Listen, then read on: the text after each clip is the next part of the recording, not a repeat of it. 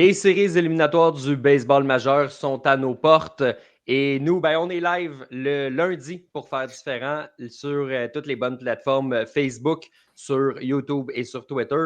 Bonjour à tout le monde qui est à l'écoute, qui est là pour cet épisode pour mettre la table en vue des séries Wildcard qui vont commencer demain. Au moment où on se parle, on est lundi soir. Donc, ceux qui nous écoutent en direct, évidemment, c'est le bon moment pour venir nous poser toutes les bonnes questions que vous avez par rapport aux séries éliminatoires. On va mettre la table par rapport à tout ça.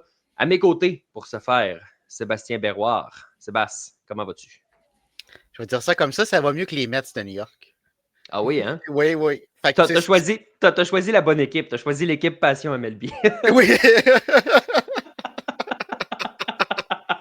Non, ça va bien. Puis on a une série, ça s'en vient tout juste. Là, c'était une longue saison. Finalement, on est rendu là. Fait que c'est le meilleur baseball qu'on peut avoir.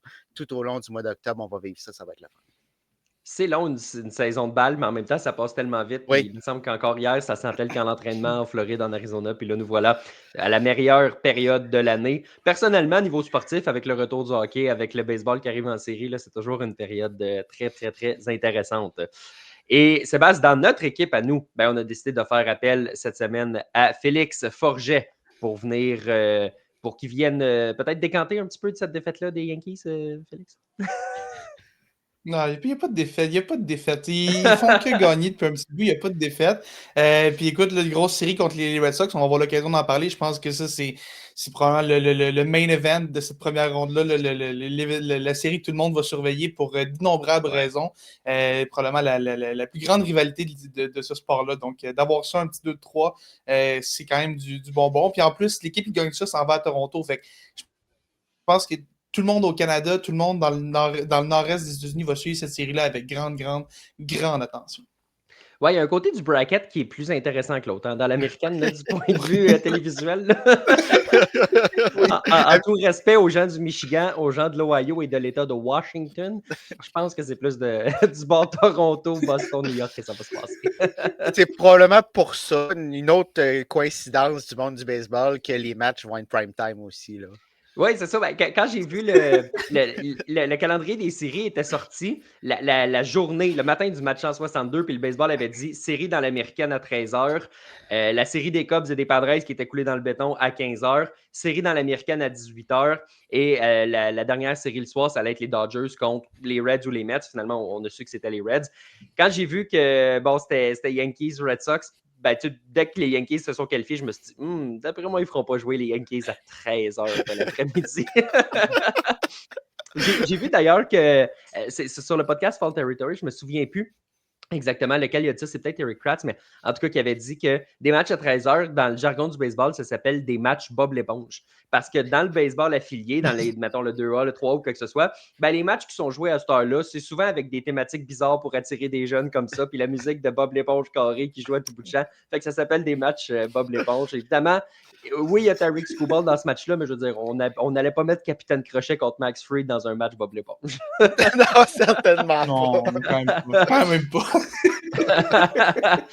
Hey les gars, c'est un podcast pour parler des séries. Alors, je propose de ne pas commencer avec les séries parce qu'il y a des petits sujets quand même qu'il faut aborder, là, je crois, sur les expos là, avant de commencer tout ça. Félix, je ne sais pas si tu as eu la chance de voir la bande-annonce du film Qui a tué les Expos de Montréal.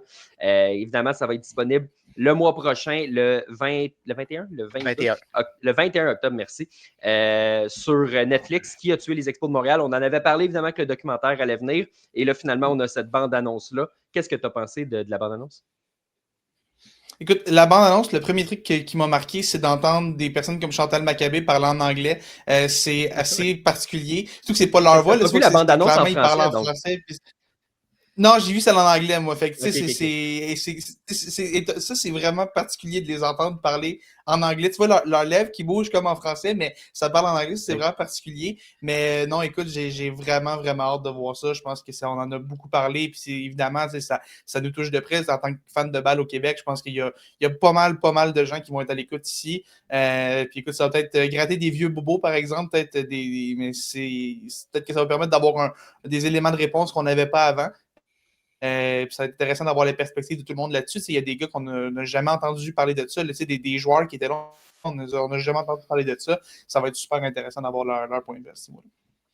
Moi, tu vois, Sébastien, c'est un peu le même aspect qui m'a marqué, mais à l'inverse, parce que la première fois que j'ai vu la bande-annonce, c'était en français. C'était de voir que les joueurs qui parlaient en anglais, la traduction était faite dans un français international. Puis évidemment, j'ai rien contre le français international, mais c'est un peu de voir Pedro Martinez, alors qu'il parlait un peu de son époque avec Oui. et tout de suite après, c'est comme oh, qu'elle est partie! Tu sais, le clash de la bande-annonce, moi, je l'ai trouvé exceptionnel. Oui, puis t'as Chantal avec sa classe légendaire qui Ouais, explique c'est ça. les choses. C'est extraordinaire, mais ça va être super, ce documentaire-là. Puis, Ouais. tu sais, j'ai écrit un texte midi là-dessus. Ça donne des frissons déjà, la bande-annonce. Fait que, je suis sûr et certain que ça va nous en donner, ça va nous faire passer par toute la gamme des émotions. Puis de voir ces joueurs-là qui parlent. Dans la bande-annonce, on entend Larry Walker qui dit, tu sais, je ne sais pas exactement qu'est-ce qu'il faut prendre, laisser, qu'est-ce qui est vrai, qu'est-ce qui n'est pas vrai. Fait que, même les joueurs qui étaient impliqués à un certain moment dans l'histoire des expos n'ont pas nécessairement la vérité. Puis là, probablement qu'on va on va en apprendre plus. Est-ce que ça va être toute la vérité? Peut-être pas, mais on va en connaître plus à la fin de ce documentaire. Puis David Sanson va peut-être finalement catcher qu'il est le vilain dans l'histoire. C'est pas déjà fait, mais avec lui, on ne sait jamais. Là. Non, c'est ça. C'est ça. Autre nouvelle, Félix, qui est en lien avec l'histoire des expos, c'est le fait qu'aujourd'hui, on a appris les nominations pour le prix Fort Seafrick, un prix qui est remis par le Temple de la Renommée pour honorer la carrière d'un grand descripteur.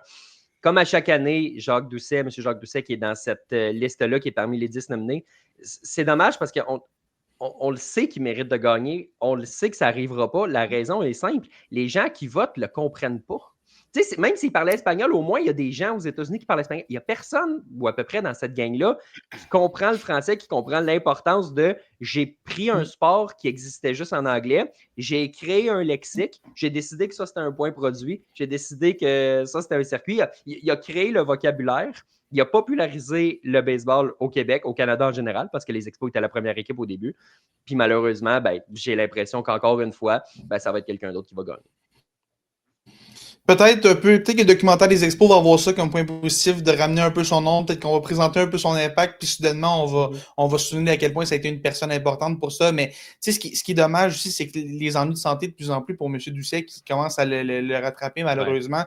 Ouais. On espère qu'il va avoir la chance de pouvoir voir son intronisation. Puis tu regardes, il y a plusieurs personnes qui le méritent énormément. Je pense à John Sterling qui a été la voix des Yankees pendant à peu près 257 ans.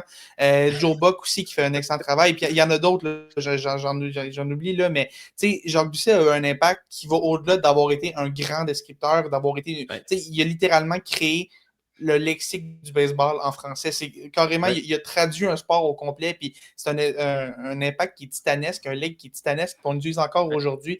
Fait que c'est dommage de voir que c'est pas reconnu à la hauteur de ce que ça devrait. On va espérer que cette année ce soit enfin la bonne. Puis je pense que tant et aussi longtemps que son nom va être sur le bulletin, on va espérer que ce soit l'année que ça va être enfin la bonne année, mais il y a des raisons malheureusement d'en douter encore une fois. Puis tu sais, Sébastien, comme Félix le disait, c'est pas que les autres le méritent pas. Il y en a beaucoup qui le méritent. C'est juste que, évidemment, on va prêcher pour notre paroisse, mais on est bien placé pour le faire parce que justement, on a vu l'impact. Puis, tu sais, s'il y a une culture baseball au Québec, si Passion MLB peut exister, s'il y avait les expos, c'était grâce à lui. Certainement, mais c'est difficile pour les votants de cette intronisation-là de voir tout l'impact quand tu n'es pas à l'intérieur de ce milieu-là. Ça reste un petit marché. Tu sais, quand on compare avec le marché des États-Unis, avec le reste du Canada, le Québec, tu sais, le marché francophone reste une infime partie de tous les gens qui regardent le baseball. Puis si on ajoute le Japon, les pays d'Amérique latine, c'est vraiment minime. Mais ça enlève absolument rien à tout cet impact-là que Jacques Doucet a eu pour cette communauté-là. Tu sais, il y avait une équipe qui était dans ce marché-là. Là. C'est pas rien. Là. C'était la première équipe au Canada. Il y avait un marché complètement pour les Expos de Montréal. Donc, de ne pas reconnaître ça, je comprends que c'est difficile pour ceux qui votent, mais à un moment ou à un autre, il va falloir que ça arrive parce que oui, les autres noms qui sont en nomination le méritent également, mais ils n'ont pas eu le même genre d'impact dans le sens qu'ils n'ont pas eu cette innovation ce genre de marché-là à lui, tout ça, ça appartenait à M. Jacques Doucet, ce marché-là. Puis c'est lui qui l'a développé à lui seul ou presque. Oui, il y avait des gens autour de lui, mais c'était vraiment lui le fer de lance. C'est lui qui a commencé cette ère-là. Donc, c'est triste, puis il faut espérer que ça se fasse avant qu'il soit trop tard. Absolument, absolument. On verra ce que ça va donner. Comme on dit, on a nos doutes pour les raisons qu'on connaît, puis les doutes sont certainement pas liés à la qualité de son travail, là, bien au contraire. Non. Messieurs, c'est les séries qui commencent demain. Donc, Sébastien, allons voir ce qui s'est passé chez les Blue Jays de Toronto. Okay, Blue Jays, let's play ball. Quelle course ça aura été en fin de semaine, les Yankees et les Blue Jays qui ont commencé la série de la fin de semaine, Sébastien, à égalité. Et John Schneider, il a dit à ses gars, moi, je ne pense pas que les Yankees vont en perdre beaucoup. En fait, je pense que les Yankees vont balayer. Donc, si on veut se qualifier pour le titre de division, il faut qu'on balaye. Et balayage, il y a eu des deux côtés. Oui, puis tantôt, tu disais, c'est une défaite des Yankees. C'est pas une défaite des Yankees, c'est une victoire des Blue Jays. Les Blue Jays sont allés chercher la victoire. C'est eux qui sont allés chercher le titre de la division parce que les Yankees leur ont absolument rien, mais rien donné, là. Ça fait depuis le début du mois d'août, la meilleure équipe du baseball majeur, c'est les Yankees de New York.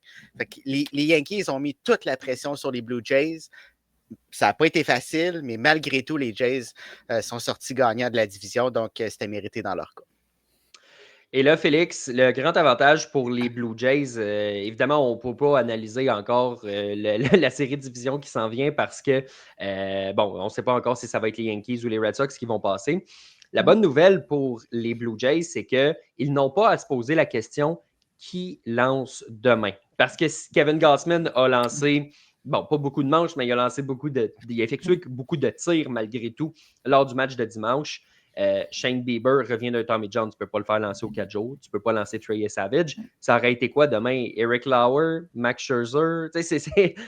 Mais cette question-là n'existe plus parce que là, samedi prochain, ce sera Kevin Gausman. Dimanche, on amènera Shane Bieber. Et ça, c'est une très, très grosse victoire pour Pete Walker qui doit faire OK, je peux placer ma rotation.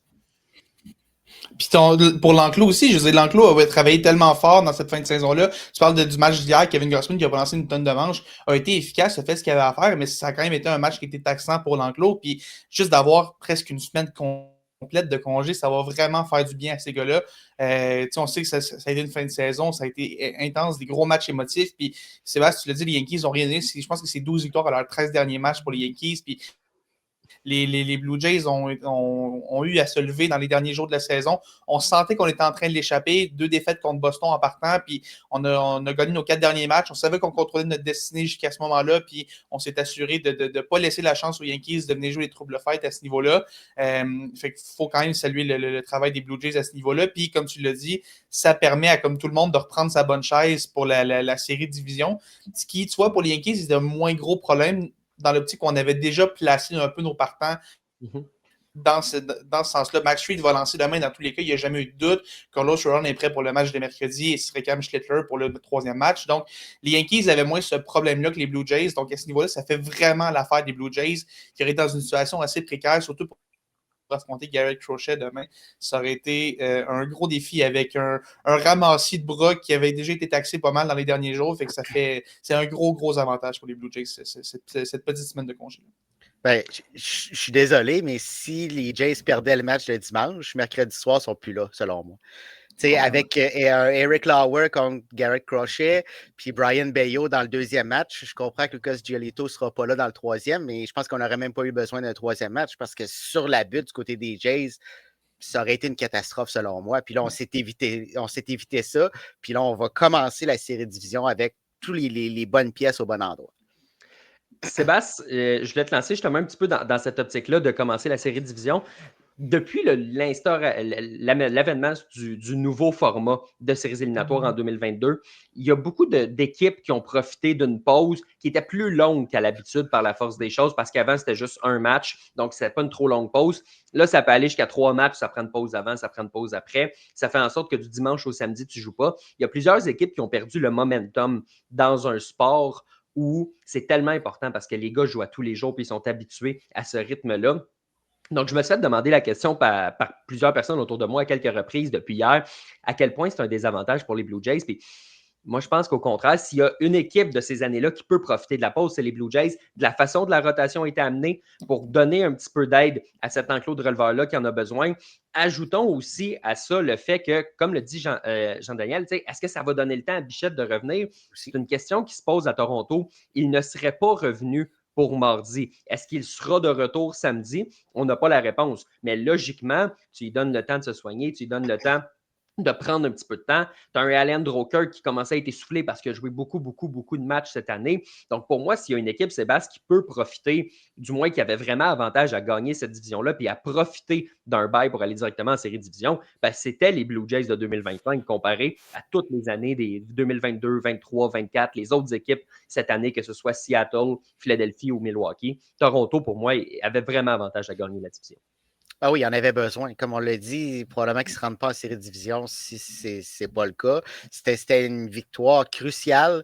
Puis là, il va rester à voir comment on va réagir dans cette situation-là, parce que oui, c'est ça qu'on avait besoin, on n'avait pas le choix, mais on ne sait jamais comment les équipes du baseball majeur réagissent. Il y en a qui ont vraiment de la misère à s'en remettre. Il y en a d'autres pour qui ça ne fait pas vraiment de différence. Je prends l'exemple des Yankees. Je pense que ça fait 3 ans qu'on passe par le bail, puis on ne voit pas vraiment de problème là, tandis qu'il y en a d'autres que c'est un écrasement total parce qu'on a perdu totalement le rythme qu'on avait. Du côté des Jays, ça allait très bien, donc on aurait probablement voulu garder ce rythme-là. Là, c'est un petit peu cassé, mais je pense que cette équipe-là est capable de reprendre où ce qu'elle avait laissé. Puis il y a le fait aussi que des séries 2-3, Félix, ça n'a pas favorisé les Blue Jays non plus par le passé. En 2020, ça avait été ça par la force des choses. Il y avait eu un balayage contre Tampa. Bon, écoute, tu me diras que c'était un club qui avait fait les séries juste parce que le format était différent, mais quand même. En 2022, en 2023, comme ça, il y a eu aussi des balayages qui ont été effectués contre les Blue Jays. Donc, les Jays qui n'ont pas gagné un match avec ce noyau-là, qui n'ont pas gagné un match de série depuis 2016, Félix, se disent j'ai passé cette première étape-là. Par la force des choses, mathématiquement, de jouer un 3-5 au lieu de jouer un 2-3, ça donne rapidement l'opportunité d'aller chercher plus facilement une première victoire puis de passer par-dessus cette barrière mentale-là qui existe. Écoute, il fallait gagner le match de dimanche, on va le dire comme ça à Toronto. Ah, c'est ça, puis un 3-5, déjà, en étant l'équipe qui a une semaine de congé, tu te ramasses avec l'avantage du domicile. Donc, au lieu de commencer avec 2 matchs sur la route, tu commences avec 2 matchs à la maison, ce qui fait une grosse différence. On l'a vu dans la dernière semaine. Les fans à Toronto font une différence extrêmement importante. La série contre les Rays, c'était du baseball de série avant le temps qu'on avait, puis les partisans ont répondu présent. Puis on parlait de tous les avantages que ça amène sur le terrain. Ça permet aussi aux gars qui ont dû trouver, ça a déjà été éreintant pour eux au niveau mental, de prendre un petit peu de recul, de se préparer, puis mais en même temps, c'est sûr que de l'autre côté, ils doivent avoir hâte de commencer, ils doivent avoir hâte de se tremper les pieds là-dedans, puis d'essayer, mais puis d'aller jouer en série, mais je pense que ça va faire du bien, puis ça va permettre aussi d'avoir un avantage au niveau du repos par rapport à l'équipe qui joue de 3, les Yankees, les Red Sox, je veux pas Max Fried, Gary Crochet, ça va lancer les matchs, est-ce que ça va être prêt pour samedi? Probablement, mais ça va avoir eu moins de repos qu'un gars comme Kevin Gausman qui a lancé dimanche, qui là va relancer samedi. Ça laisse une semaine au complet. Même pour les frappeurs, Anthony Santander, qui revient d'une très, très longue absence, là, a quelques jours, a eu le temps de se retremper un peu les pieds, mais là, il va pouvoir prendre quelques jours de repos. Tu parlais de Kirk aussi, tu parlais de Bichette qui va probablement revenir. Pour moi, à ce niveau-là, c'est là que les Jays ont un gros avantage. On commence à la maison, on peut envoyer un message comme ça. Ça ne sera pas une série facile pour autant. Puis, tu sais, il y a un monde dans lequel les Jays, malgré tout, se font balayer parce que c'est 2 très bonnes équipes qui pourraient les affronter en prochaine ronde. Quoi qu'il en soit, il n'y a pas vraiment de mauvaises équipes. Là. C'est pas mal juste des bonnes équipes qui restent. Mais c'est au moins, on se donne cet avantage-là. Puis on a 2 matchs à domicile en partant. On va avoir une équipe qui est bien reposée, qui est fraîche et dispo. J'ai hâte de voir ce que ça va donner. Mais je pense que on est en meilleure position qu'on l'a été depuis plusieurs années à Toronto à ce niveau-là.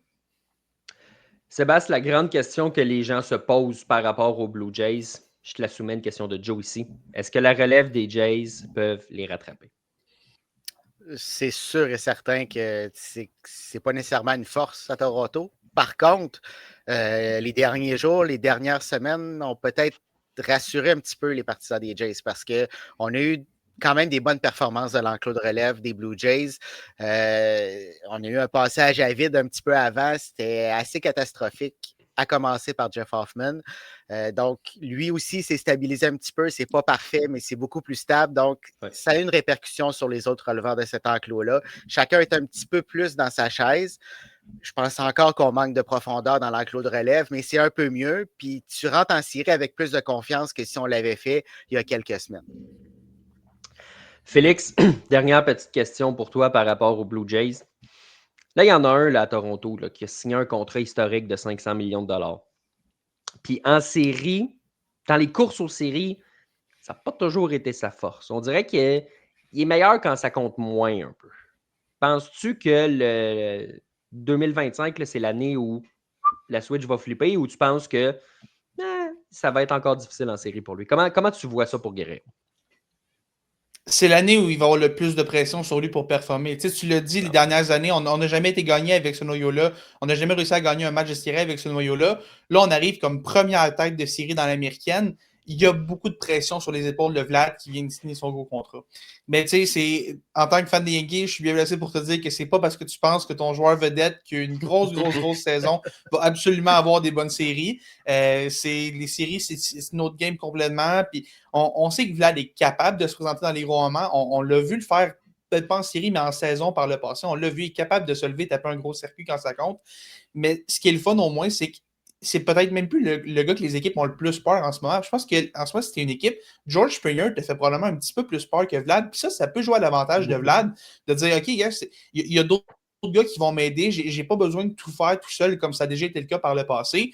Puis juste de s'enlever cette pression-là sur ses épaules, ça peut faire la différence. Ça peut l'aider à se sentir juste un petit peu plus en confiance au bâton, puis pas vouloir en faire trop. Tu sais, des fois, au lieu d'aller chercher le circuit, essaie de frapper le double, essaie de continuer la manche et tout, puis d'avoir un Springer comme ça qui va l'aider, même un Bichette qui revient s'il est capable de revenir à temps pour la série de division. C'est d'autres gros morceaux que tu ajoutes dans cette formation-là. Puis peut-être que ça va aider à ajuster un peu l'approche de Vlad, surtout s'il y a Anthony Santander qui est un gars extrêmement puissant au bâton, est capable d'amener cet élément de puissance-là. Si tu dis à Vlad, gars, c'est pas grave, fais juste te rendre sur les buts, frappe des doubles, je m'en fous si tu n'as pas de circuit, on a Santander qui va être capable de les frapper après toi, ces circuits-là. Fait que si tu dis à Vlad, fais-en pas trop, fais ce que tu es capable de faire le plus possible, joue avec tes forces, puis d'après moi, ça va le mettre en confiance à ce niveau-là. Je pense qu'il va avoir des bonnes séries, peut-être pas des incroyables séries, mais je pense que le fait qu'il soit mieux entouré qu'il l'a été par le passé, ça peut vraiment jouer en sa faveur pour ces séries-là. Puis tu mentionnes Santander. Santander frappait 4e dimanche dans un must-win pour les Blue Jays. Fait que je pense que ça en dit long sur le fait que les Blue Jays pensent qu'il est prêt à faire une différence. Est-ce que ça va arriver? Aucune idée, puis mes attentes sont relativement basses après la blessure, puis la saison, etc. Mais les Blue Jays semblent croire au projet, sinon ils ne frappent pas 4 lors du match d'hier. Donc, à suivre. Je ne suis pas sûr, par contre, que c'est la solution en série. Je suis sûr que ce n'est pas la solution en série. C'est ça. Les Jays ont l'air à le croire parce qu'on l'a mis dans cette situation-là. Mais moi, un gars comme Kirk qui a frappé le match de dimanche, là, c'est incroyable. Ce gars-là, il a bien beau avoir 2 prises, 2 retraits. Il peut te frapper 72 fausses balles en ligne avant qu'il ait le lancer qu'il a besoin pour la mettre de l'autre côté. Moi, c'est plus un gars comme ça que je mettrais derrière Vladimir qu'un gars qui n'a pas joué de l'année, qui est capable, on le sait, qui est capable d'avoir de la puissance, il l'a fait. L'an dernier, ça a été une saison extraordinaire, mais je ne pense pas qu'il soit rendu à ce point-ci. Après, le timing doit être affreux présentement, puis là, tu arrives contre les meilleurs lanceurs adverses. Je ne suis pas sûr. Tu sais, tu as un club qui est très, très bon pour éviter de se faire retirer sur 3 prises. Tu l'as mentionné comme Kirk, puis tu mets un moulin avant au 4e rang. Ça cadre moins aussi dans l'identité de ce que les Blue Jays sont devenus par la force des choses, parce que Santander était sur les lignes de côté pendant des mois aussi, mais on verra. C'est John Schneider. J'allais dire c'est John Schneider qui a le dernier mot. Sûrement pas. Sûrement pas.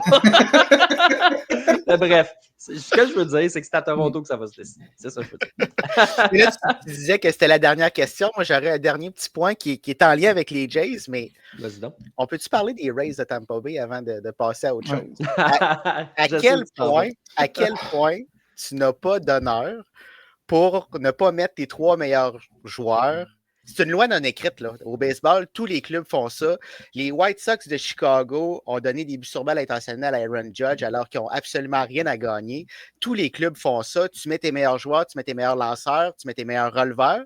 Les Rays de Tampa Bay, eux autres, dimanche après-midi, la saison était finie, ça ne le tentait pas. Oui, puis j'ai vu, ils mettent pas Yandy Diaz parce qu'il frappe pour 301.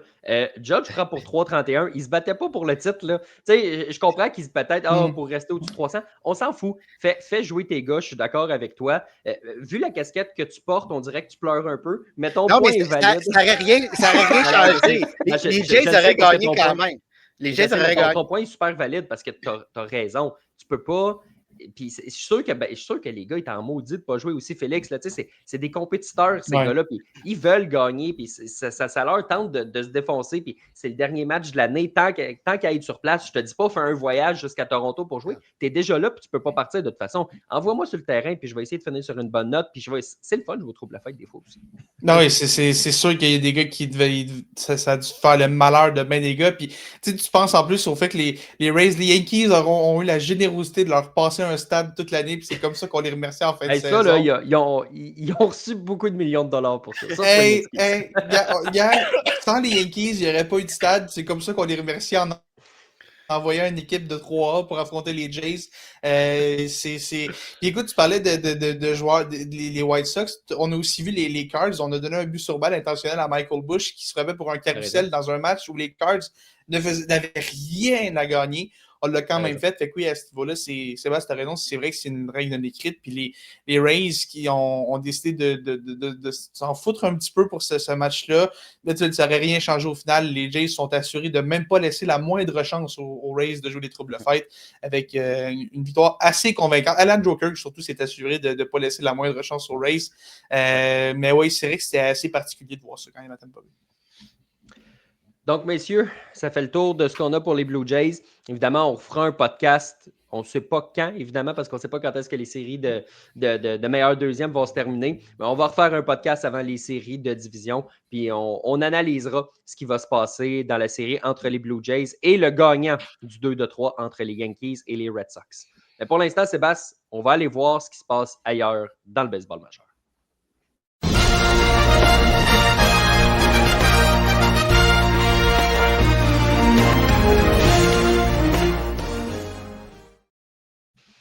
Juste avant de parler des séries comme on les connaît, Sébastien, je veux faire un petit saut dans le passé puis juste te demander, est-ce que tu t'ennuies des matchs 163? C'était malade, les matchs 163, quand il y avait deux équipes à égalité comme ça. Pas d'affaire de bris d'égalité de s'ils ont gagné autant un contre l'autre, on va voir s'ils ont plus gagné dans leur propre division de ci puis ça, puis le mois de mars, le match du mois de mars contre Cleveland va compter. Non, pas d'affaire. Tu t'affrontes les deux, tu te bats pour la division ou tu te bats pire encore pour ta place en série. C'était malade, ces matchs-là. C'était fou. On l'a un petit peu vécu l'an dernier avec les Braves, les Mets. Il y avait un chaos. Là, il a fallu reporter des matchs. Fait qu'on l'a vécu d'une certaine façon, mais ça, c'était extraordinaire. Tu allais jouer le lundi, puis si tu gagnais, tu recommençais l'autre série le mardi. Tu pouvais traverser le pays au complet, c'était pas grave. Si tu pouvais pas dormir pendant 2 jours, c'était pas grave. Tu jouais à balle, puis ta vie était sur la ligne. Donc, ça donnait un spectacle extraordinaire. Avec le nouveau format, là, c'est un petit peu plus compliqué. Puis on a d'autres sortes de spectacles. Ça donne quand même un excellent spectacle, mais ça avait une petite touche particulière.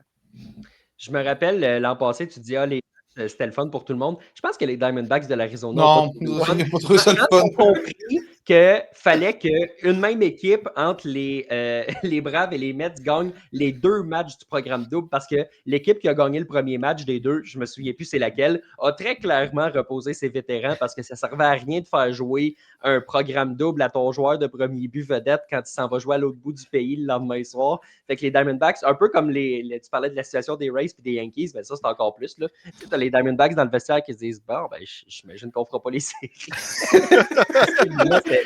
C'était Dame Nature qui s'ennuyait des matchs ultimes. Oui, mais ça, il y avait un enjeu. C'était normal qu'on ne fasse pas jouer nos meilleurs joueurs. On était impliqués dans le portrait des séries, tandis que les Rays, c'était d'autres choses. Non, c'est ça. C'est une autre situation. Félix, j'ai déjà dit par le passé que le monde du baseball se portait mieux quand les Yankees et les Red Sox étaient bons en même temps.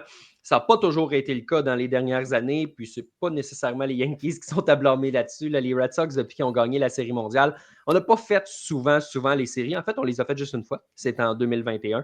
Même en 2020, là, avec une saison écourtée, puis 8 équipes de l'Américaine en série, on n'était même pas proche de se qualifier. Là, une fiche de 24-36, si je ne me trompe pas. Donc, on revient en séries éliminatoires pour la première fois depuis 4 ans.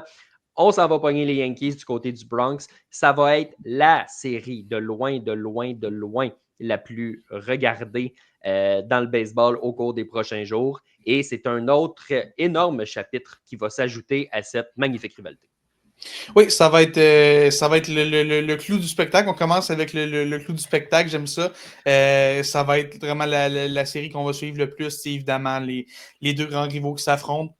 Écoute, en ce moment, j'ai l'impression que c'est peut-être même la série la plus relevée qu'on a des quatre, parce que Boston, même si Roman Anthony n'est pas là, on a quand même réussi à connaître une fin de saison pas vilaine, pas incroyable, mais quand même pas vilaine, puis on a réussi à aller chercher cette 5e place-là, surtout grâce à l'écroulement des Tigers, par exemple, il faut le dire.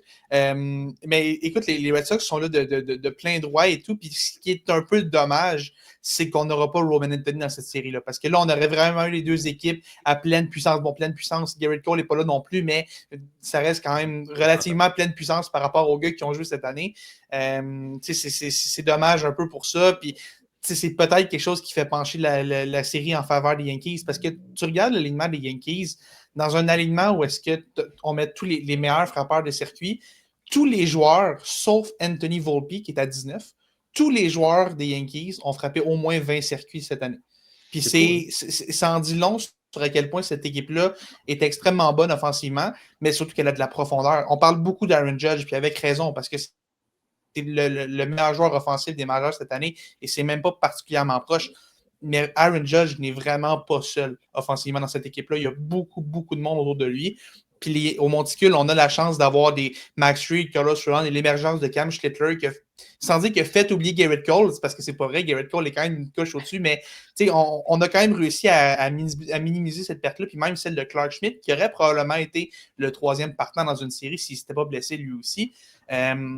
Schlittler fait en sorte qu'on a quand même un 3e partant de qualité qui donne un bon top 3 dans cette série-là. Boston aussi en a un bon avec Garrett Crochet, Brian Bello. Malheureusement, Lucas Giolito qui n'est pas là. Donc là, on se demande qui serait le partant pour un match numéro 3. Possiblement Connolly Early. Et là, imaginez le scénario d'un match décisif, match numéro 3, un duel en 2 recrues, Yankees, Red Sox. Ce serait chose pour ça. Puis on l'a vu dans les derniers jours quand Schlittler et Savage, c'était pas un duel entre les deux, mais c'était 2 recrues qui s'affrontaient puis qui menaient leur équipe dans une course aux séries. Mais là, ce serait deux recrues sur la butte dans un match décisif de série. Ce serait quelque chose pour un match numéro 3. Est-ce que les Red Sox vont vouloir éviter ça quand on joue dans le Bronx peut-être? Mais bref, c'est 2 équipes qui sont extrêmement talentueuses à bien des niveaux. Puis les Red Sox, il faut quand même leur donner. Être là l'année où est-ce qu'on a échangé Rafael Devers, puis avec Roman Anthony qui est blessé, c'est quand même un beau tour de force de cette équipe-là, qui est à prendre au sérieux parce qu'on joue du beau baseball, puis on est une équipe qui reste menaçante parce qu'on a de la profondeur, justement. Puis un peu à l'image de Toronto, on a un vieillard dont on ne pensait pas revoir une émergence, Trevor Story qui est revenu des morts, puis qui joue du gros baseball cette année. Ça fait la différence à Boston. J'ai vraiment hâte de voir cette série. Et là, je pense que ça peut vraiment aller d'un côté comme de l'autre et je pense que ça va être de loin la plus excitante de ces procédures. Tu as raison de parler de Trevor Story. Bon, écoute, il a oublié comment lancer une balle dans la dernière semaine, mais sinon, à part ça, il a connu quand même une belle saison. Mais non, c'est un joueur qui est très, très, très important là-bas, là, surtout avec les blessures qu'il y a eu. Parce que, si, mettons, il n'y a pas une bonne saison où il est blessé, mais Marcelo Mayer est là, ben, tu dis, écoute, il y a moyen de moyenner ou quelque chose. Mais non, présentement, Trevor Story est assez important. Sébastien, en parlant d'important, pour moi, il y a 2 éléments qui sont super importants chez les Yankees. Le premier, c'est la présence des lettres L dans le nom de famille Schlittler. Ça, c'est assez important. Oui. Et la deuxième chose qui est assez importante, c'est Aaron Judge. Écoute, c'est un frappeur redoutable. C'est le meilleur frappeur de sa génération. Ça fait longtemps qu'on a vu un frappeur comme ça. Mais on connaît ses tendances à disparaître un peu au mois d'octobre ou quand on le voit, ce n'est pas forcément pour les bonnes raisons. Tantôt, on se questionnait sur à quoi tu t'attends de Guerrero Jr. en série. Je te pose la même question chez les Yankees. À quoi tu t'attends d'Aaron Judge en série? On va juste régler la lettre L. Là. Si on l'enlève de son nom, elle s'en va dans la colonne des Lost. Fait que, c'est directement relié. Là. Si on l'enlève, c'est une défaite des Yankees. Là. Fait que, il faut la garder dans le nom. Pour revenir au juge, je ne le sais pas. Comme tantôt, je ne me suis pas prononcé sur Vladimir, mais j'aurais dit on va attendre qu'il nous le prouve. Il ne l'a pas fait durant la course aux séries des Jays. C'était pas lui qui traînait cette équipe-là. C'est la même chose avec Aaron Judge. On va attendre qu'il nous le prouve. Ces gars-là sont capables de le faire, mais ils ne l'ont pas fait jusqu'à maintenant. C'est quand que ça va arriver. Pour moi, nécessairement, pour les deux gars qu'on mentionne, ça va finir par se produire. Mais c'est quand que ça va se produire? Il y a trop de talent. C'est impossible pour moi qu'Aaron Judge ne soit pas capable de performer en série. Là. C'est pourquoi il y aurait un changement. Je comprends qu'il y a la pression, je comprends qu'il y a les meilleurs lanceurs de l'autre côté, mais il est capable de faire le travail. Est-ce que là, ça se passe au deuxième étage, ça devient difficile, c'est la confiance, mais ça prend un élément, un déclencheur, puis les choses peuvent changer de côté. C'est juste quand ça va se produire, puis il faudrait pour les Yankees que ce soit cette année parce qu'on va en avoir grandement besoin. On ne peut pas nécessairement compter sur, tu l'as mentionné, Félix, Garrett Cole n'est pas là, il ne peut pas gagner un match à lui tout seul. Max Fried, je ne suis pas sûr qu'il va le faire. Ses statistiques en séries éliminatoires ne sont pas extraordinaires non plus. Fait on peut moins miser sur un lanceur qui peut gagner un match à lui tout seul. On va avoir besoin de notre offensive. On va avoir besoin en premier lieu de notre capitaine.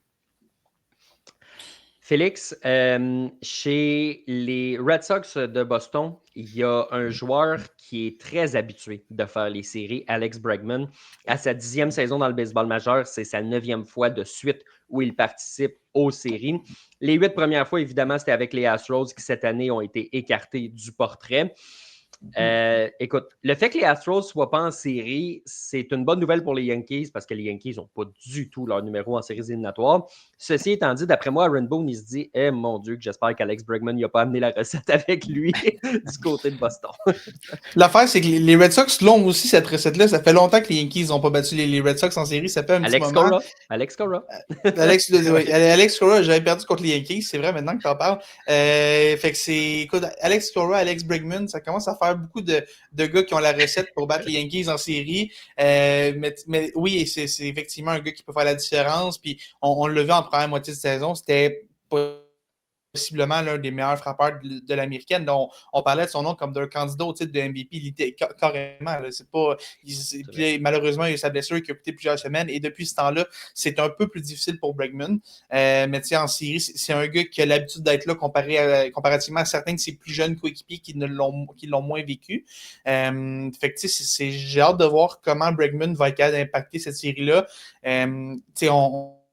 On sait que c'est un frappeur droitier qui est excellent contre les gauchers. Les Yankees commencent avec Fried et Rodon. Il va avoir l'opportunité très rapidement de laisser sa marque dans cette série-là. Puis c'est un des meilleurs frappeurs droitiers de cette équipe-là. Fait que c'est le genre de gars qui doit donner le ton, qui doit faire mal aux partants des Yankees si les Red Sox veulent espérer l'emporter. Est-ce qu'il va être capable de le faire? Les Red Sox l'espèrent. En tout cas, on espère qu'on va voir le Bregman de début de saison maintenant que l'enjeu est plus important. Mais définitivement, ça va être un des gros noms à surveiller dans cette série-là. La question, c'est est-ce qu'il y a des poubelles dans le dugout des Red Sox? Voilà. C'est là que ça va jouer. Quel joueur va se faire tatouer pour aucune raison chez oui, c'est ça. moi, je me deux sur Jared. Mais c'est des viennent des auditeurs ici, des craintes par rapport aux Yankees. Je vous en pose chacun une. Félix, Benoît ici qui nous dit qu'il a peur de Devin Williams en relève. Qu'est-ce que tu lui réponds?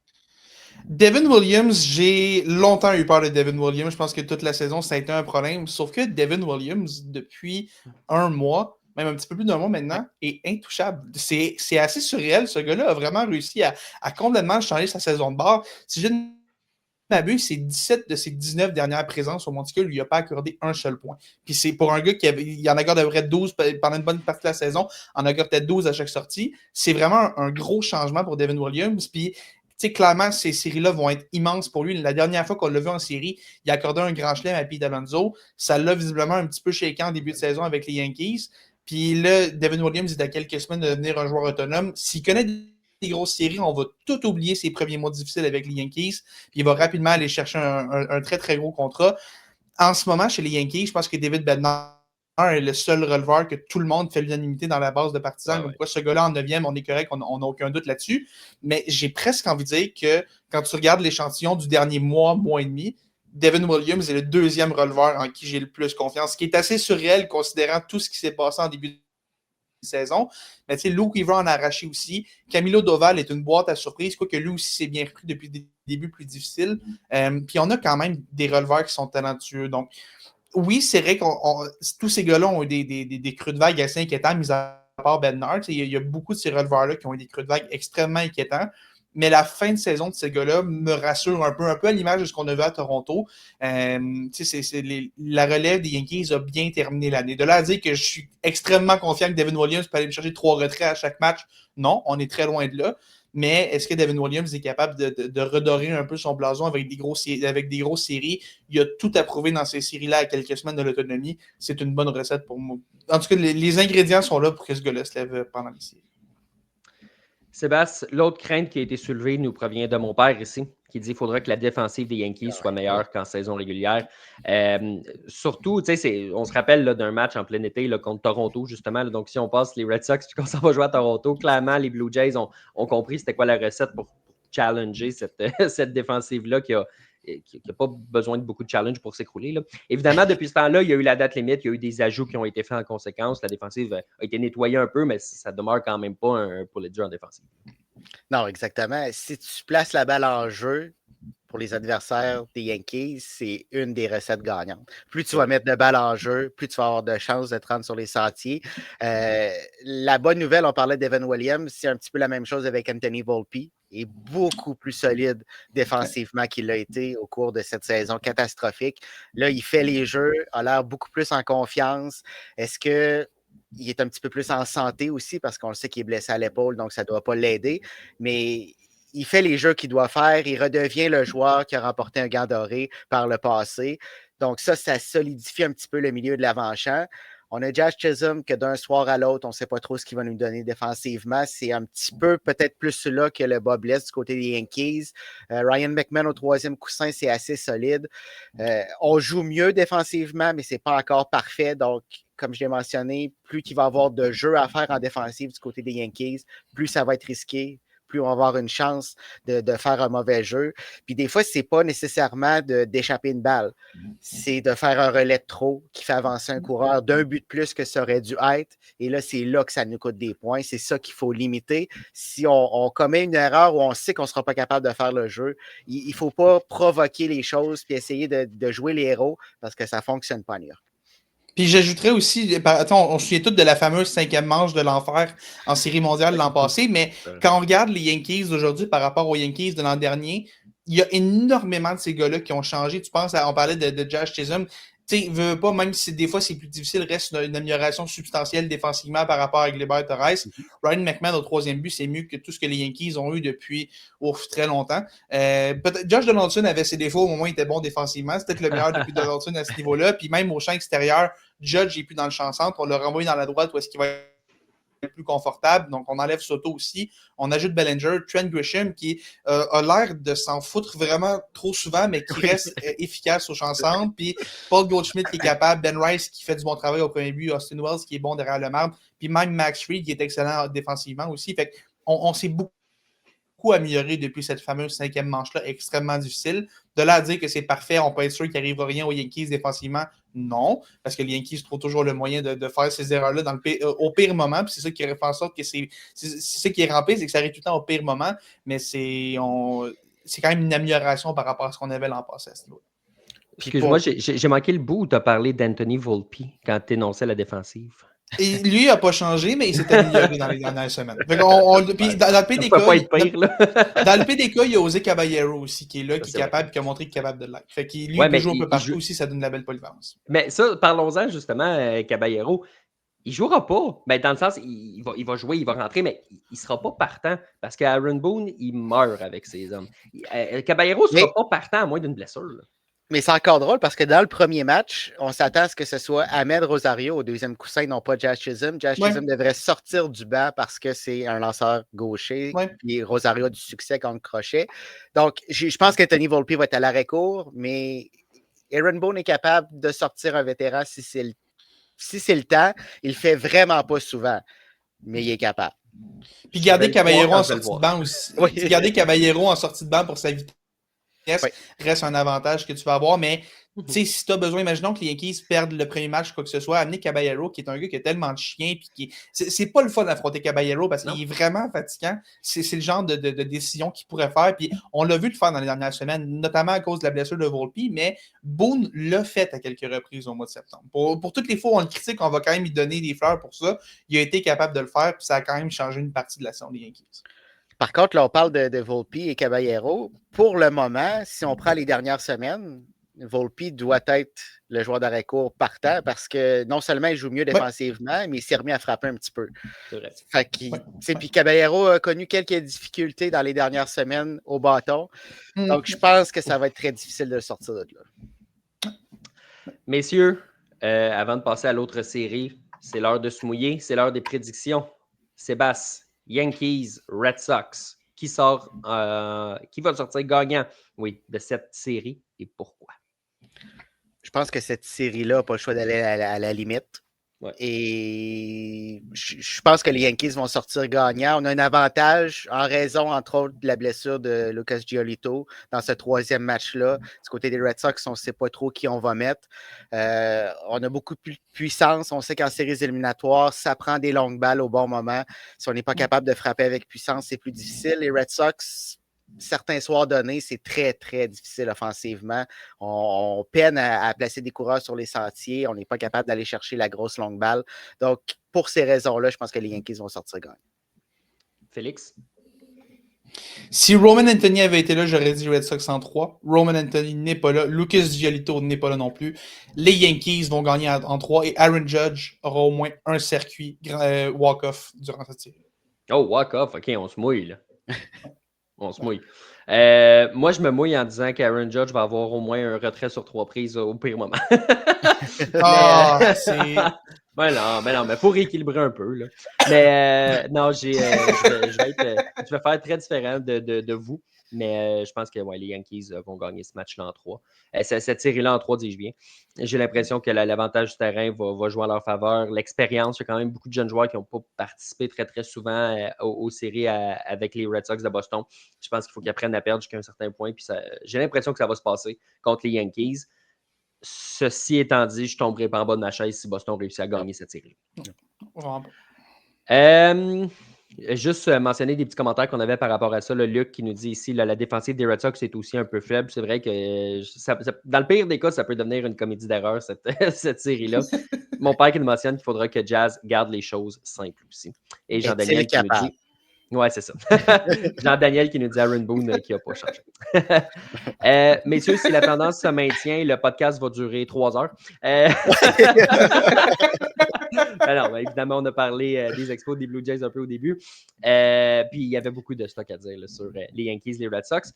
On s'en va sur une série qui va être beaucoup moins couverte, la série Bob l'éponge, comme je vais l'appeler dorénavant, pour ceux qui ont manqué le début du podcast. Les Gardiens et les Tigres. L'enjeu de cette série-là sera d'aller affronter les puissants Mariners de Seattle dans la série de division. Sébastien, drôle de série, mais c'est intéressant quand même que ces deux équipes-là se réaffrontent encore. On s'est souvent affrontés en fin de saison, excuse-moi. Les Guardians, ça allait très, très bien pour eux. Évidemment, on le sait, là, les Tigers qui ont connu un écroulement là, spectaculaire dans le mauvais sens du terme et historique. On avait 15 matchs et demi d'avance à un certain point dans la division. Les Guardians étaient, je pense, 4e de la division. Et puis finalement, les 5e, c'est les White Sox, là, une des pires équipes de la Ligue, de l'histoire. Puis là, tu te retrouves dans la situation où les Guardians vont chercher ce titre de division-là. Et à la dernière journée, c'était égal. Les Tigers n'avaient pas le choix de reposer certains vétérans, dont Tarik Skubal. Et ça a fait en sorte que, paf, les Guardians sont allés gagner la division. Et ils sont allés gagner aussi, au passage, Sébastien, l'avantage du terrain pour la série. Oui, ça pourrait faire une différence dans cette série-là. Je pense que ce duel-là aussi doit aller à la limite. Deux rivaux de division qui se sont battus jusqu'à la toute fin.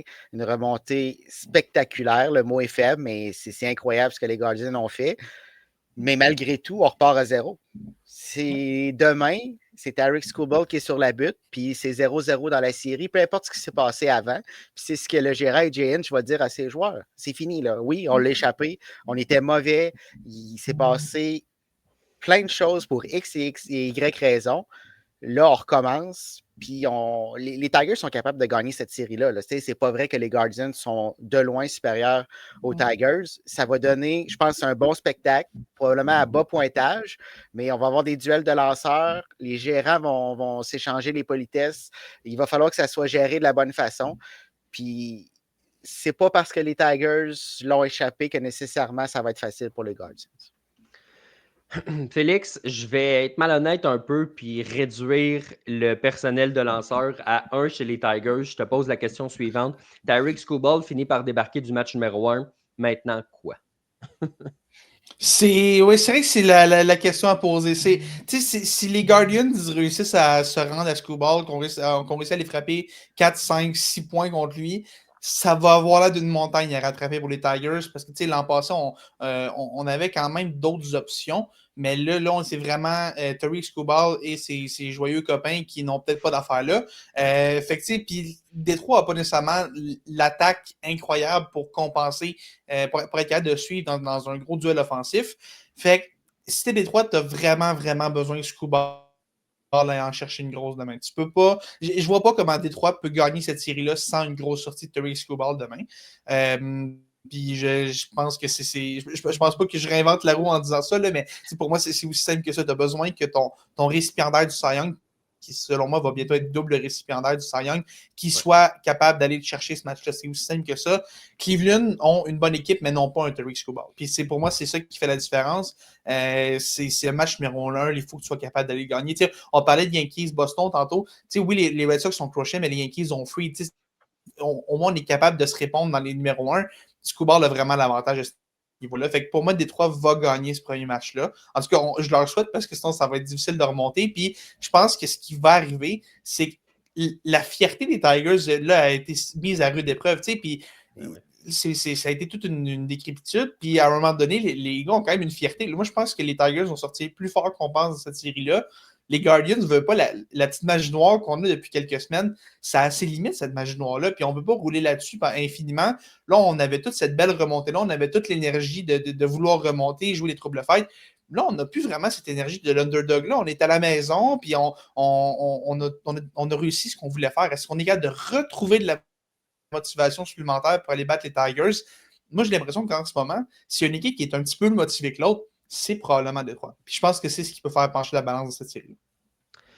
Sébastien, les Guardians, cette année, s'enlignaient pour vendre à la date limite des transactions et la raison pour laquelle on n'a pas été des vendeurs aussi intensément que ce qui était prévu à la base, c'est qu'il y a un certain scandale de gambling qui est venu affecter la franchise.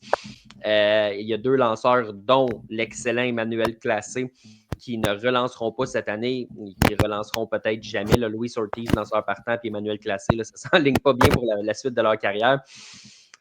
Malgré tout, on a réussi à remonter. Moi, ça me fait penser aux Tigers de l'an passé. Les Tigers de l'an passé qui avaient vendu d'autres Jack Flaherty, qui avait été échangé aux Dodgers. Et là, finalement, tu te retrouves dans une position où les Tigers avaient monté, fait les séries et ils avaient réussi à passer une ronde. J'ai l'impression que ça va être la même chose. J'ai l'impression que les Guardians, moi, ils montent, puis tu le sais à quel point le momentum est important. On dirait que j'ai de la misère à me dire, ils vont s'arrêter là. Tu sais.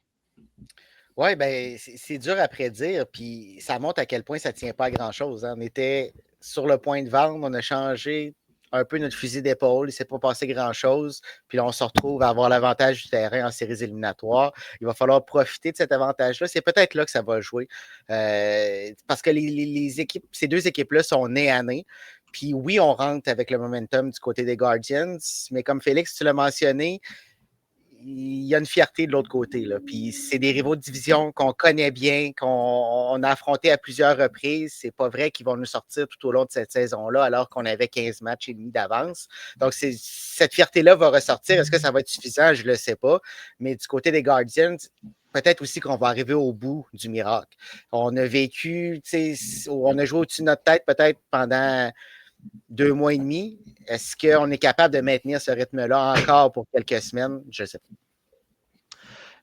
On a une question ici de Jean-Daniel par rapport à la série. Est-ce que vous aviez mis les Tigers si haut que ça en début de saison? Je les avais sous-estimés. J'ai fait les petites recherches sur un vieux texte de début de saison de Passion MLB de prédiction de l'équipe. Puis écoute, je veux pas en parler parce que j'avais parfaitement prédit cette division-là. Tu sais, c'est tellement pas mon genre.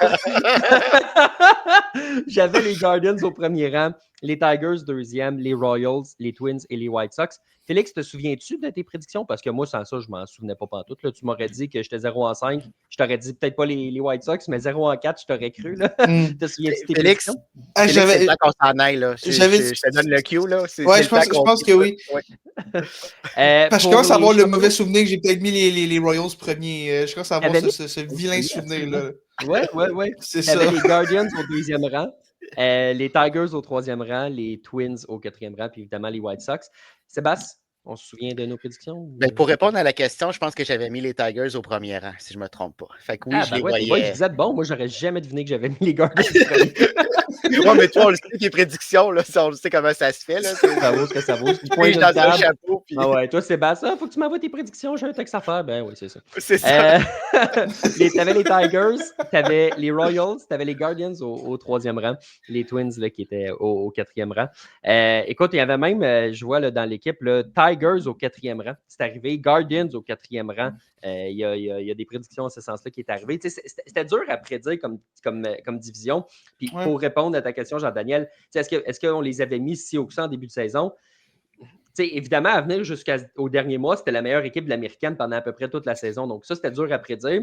Ils ont fini à peu près où je l'avais prédit, sauf que j'aurais jamais pu te dire ils vont être la meilleure équipe pendant 5 mois, puis après ça, ils vont avoir l'air des Rockies du Colorado, puis ils vont se qualifier par la peau des fesses. C'était impossible à prédire cette saison-là des Tigers.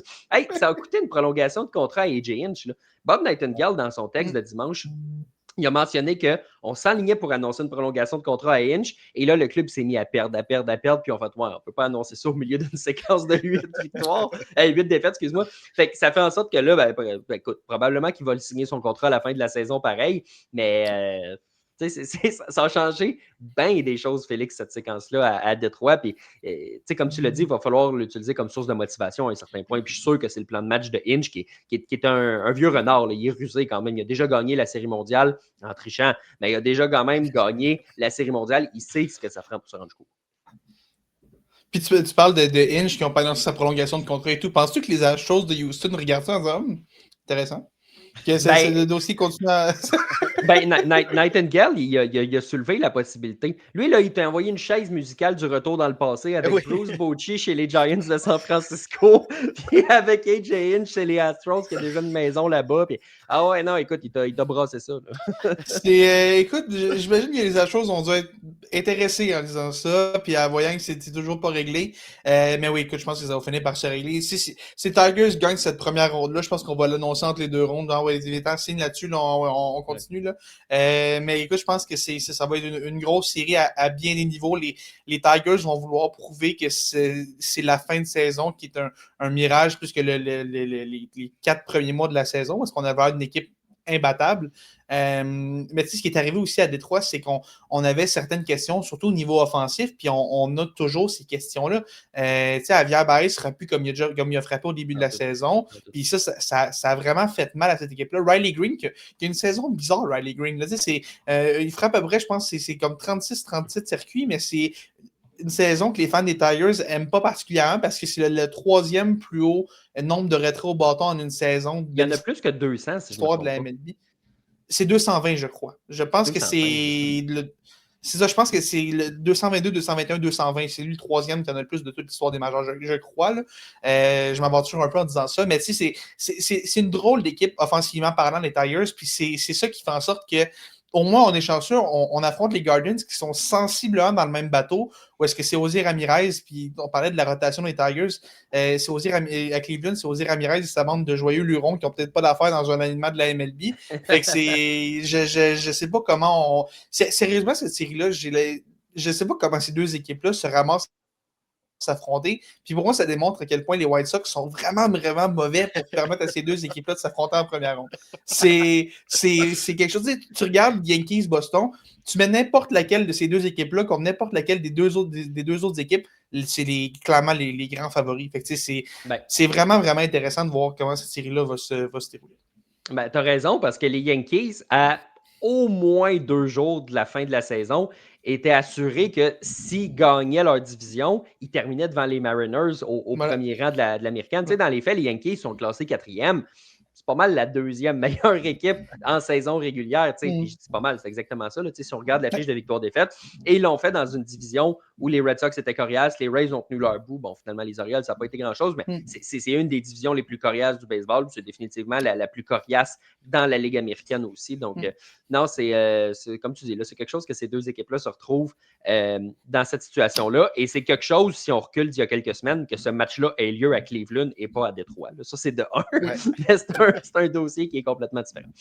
Parenthèse, les gars, on parlait de Bruce Bochy. Il n'est plus le gérant des Rangers. Ah oui, OK, ça vient de sortir? Donc, ça vient de sortir. Oh, wow! À suivre. Excellent. Bon, ben, je sais qu'est-ce que je vais faire après le podcast. Il y a un poste qui vient de fourrer avec les Giants, en plus, quel hasard. Oui. Moi, je pense que d'ici le moment où on va finir le podcast, ils vont déjà nommer Skip Shoemaker comme gérant. C'est pas une grande surprise, là, évidemment, là, que Bruce Bochy n'y soit plus. Là, on s'attendait pas mal à ce que ce soit la fin. Là. Puis, on parlait des Giants, puis je pense pas que c'est complètement impossible avec Buster Posey qui a congédié Melvin aujourd'hui, mais je pense pas. Je pense que s'il y a un rôle avec les Giants, ça va plus être d'être le bras droit que Posey va appeler une fois de temps en temps pour demander conseil. Là. Je pense que sa carrière de gérant est terminé à ce point-ci. Quelle carrière ça aura été, mais je pense qu'il est temps que la retraite revienne là, présentement pour Bruce Bochy. Puis peut-être que dans 2 semaines, il va être nommé à San Francisco, puis on va faire « Ah, ben, quelle belle histoire! » On dirait que c'est ça, Bruce Bochy. On est toujours content quand on le voit, mais à chaque fois qu'il part, on se dit « Ben, il a peut-être temps. » Messieurs, c'est donc l'heure des prédictions dans cette série-là entre les Gardiens et les Tigres, avec le droit d'aller affronter les Mariniers par la suite. Félix, qui, en combien, pourquoi, comment, de quelle façon? J'ai l'impression qu'aux 30 secondes, je change ma prédiction dans cette série-là. Je vais dire Détroit en 3 parce qu'on va vouloir essayer de montrer qu'on est un peu motivé de cette fin de saison-là. On va vouloir faire oublier cette fin de saison-là. Puis Cleveland va finir par manquer de gaz. Mais en ce moment, si je suis un fan des Blue Jays, j'aurais mieux être à la place des Mariners parce que peu importe qui gagne cette série-là, il semble que c'est un duel pas mal plus facile que les Red Sox ou les Yankees en prochaine ronde. Peu importe qui va gagner cette série-là, les Mariners doivent pas être extrêmement inquiets de les affronter au prochain tour. Non, c'est ça. Il ne faudra pas les prendre de haut, mais je comprends ce que tu veux dire. Là, on peut quasiment écrire déjà prendre le petit logo des Mariners puis l'amener en série de championnat. Là, on peut quasiment le faire. Peut-être que ça va revenir puis que dans 2 semaines, on va se dire « Ah ouais, j'ai dit ça, moi. » Mais Sébastien, Tigers, Guardians, combien, pourquoi, comment, de quelle façon? Es-tu confiant? Toutes ces réponses. Et non, je ne suis pas confiant, mais je vais y aller avec les Tigres en 3 aussi. Oui, on a pratiquement seulement Tarik Skubal, mais je pense qu'un de Jack Flaherty ou Casey Mize va se lever finalement puis qu'il va gagner un des 2 autres matchs. Je reste convaincu que Skubal va faire le travail. Espérons qu'il demeure dans le match très longtemps parce que même la semaine dernière, il a fait le travail, mais c'est la relève qui a tout scrappé par la suite. Je pense que les Tigers vont remporter le premier match, puis ça va prendre un autre lanceur qui va se lever.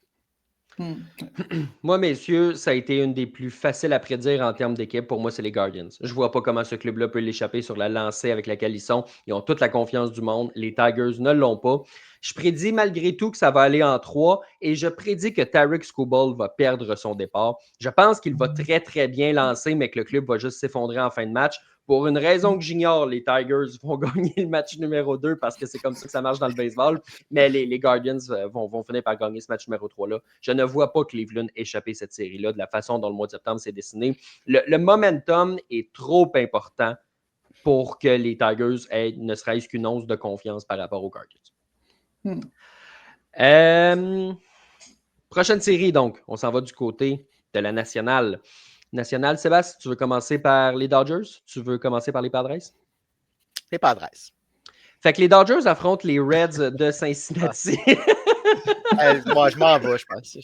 Les Dodgers... Qu'est-ce que je fais ici? Le pire, c'est que je comptais vraiment te le donner dans la dernière seconde. Je m'en fous. Félix, mais je fais juste rester parce que Félix est là. Je ne veux pas laisser tout seul avec toi. C'est la seule raison.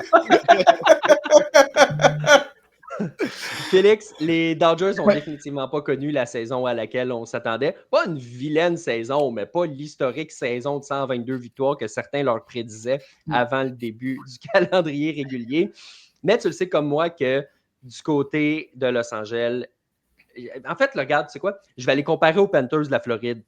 C'est pas important ce que tu fais en saison, juste qualifie-toi, puis après, laisse les gars revenir puis être en forme au bon moment. Le but a toujours été pour les Dodgers d'être sharp au mois d'octobre. Et je pense qu'ils vont l'être parce que leur rotation est en santé. Mookie Betts est redevenu le Mookie Betts qu'on connaît.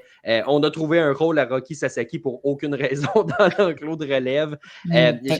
Les Dodgers sont en santé présentement. Les Dodgers n'ont pas l'air d'une équipe numéro 3, ils ont l'air d'une équipe numéro 1. Les Dodgers ont vraiment été aussi en santé cette saison qu'ils sont en ce moment. Tu parlais de la rotation. Tyler Glasnow est en santé. Ça en dit quand même assez long sur à quel point l'équipe va bien en ce moment. Là, pour que Tyler Glasnow soit en santé, c'est un petit miracle en soi. J'ai un amour inconditionnel pour Tyler Glasnow. Puis écoute, c'est même derrière lui, Blake Snell qui est en santé, il a manqué du temps. Il y a Shinobi Yamamoto qui, lui, n'est pas souvent blessé. On va quand même lui donner ça. Lui a été là toute l'année. Puis Shohei Ohtani aussi qui est de retour sur la bulle. Ça fait en sorte que c'est quand même un pas pire coach swat. On a besoin de 3, mais eux, ils en ont 4 parce que pourquoi pas rendu là. Puis au bâton, Ohtani a encore été dominant cette année, 55 circuits. En fait, plus de circuits que l'an dernier pour Ohtani. Voler moins de buts, par exemple. On a voulu prendre un petit plus de précautions après la dernière saison.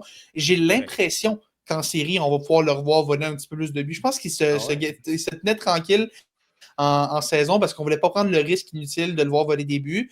Mais je ne serais pas surpris qu'on joue cet aspect-là de il n'a pas tellement pas volé de l'année, tu penses qu'il ne volera pas beaucoup, puis on essaie de l'envoyer voler des buts. Je ne serais pas surpris qu'on essaye à ce niveau-là. Puis tu sais, au-delà d'Ohtani, tu as des Freddie Freeman, Mookie Betts, même Will Smith qui est là. Ça fait beaucoup de bons frappeurs. Puis j'en oublie, j'ai même pas nommé Teoscar Hernandez, Max Muncy, qui devrait être capable de jouer. Là. J'ai même pas nommé ces gars-là. Fait que ça fait en sorte qu'on a de la force de frappe à LA, puis tu l'as dit, ça n'a pas l'air d'une équipe numéro 3. C'est une équipe qui, sur papier, en tout cas, est bien meilleure que les autres équipes devant elle, qui malheureusement a ses défauts, par exemple. Cette équipe-là, sur papier, a tellement de talent, mais l'enclos est un gros problème chez les Dodgers depuis le début de l'année.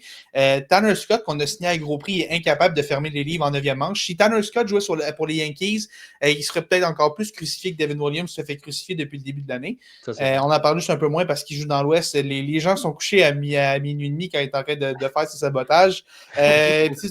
Blake Trinan aussi, c'est pas facile, puis on se ramasse à faire confiance des releveurs qu'on n'est pas supposé voir en fin de match. Tu parles de Rocky Sasaki. Comment ça, ce gars-là, en ce moment, peut-être le releveur en qui les Dodgers ont le plus confiance? Il y a beaucoup d'étapes qui nous ont menés à ce niveau-là. Là, fait que ça va être intéressant de voir comment on va gérer ça chez les Dodgers. Là, je crois qu'on a annoncé que la rotation, ce serait Blake Snell, Yamamoto et Ohtani pour la série de 3-5.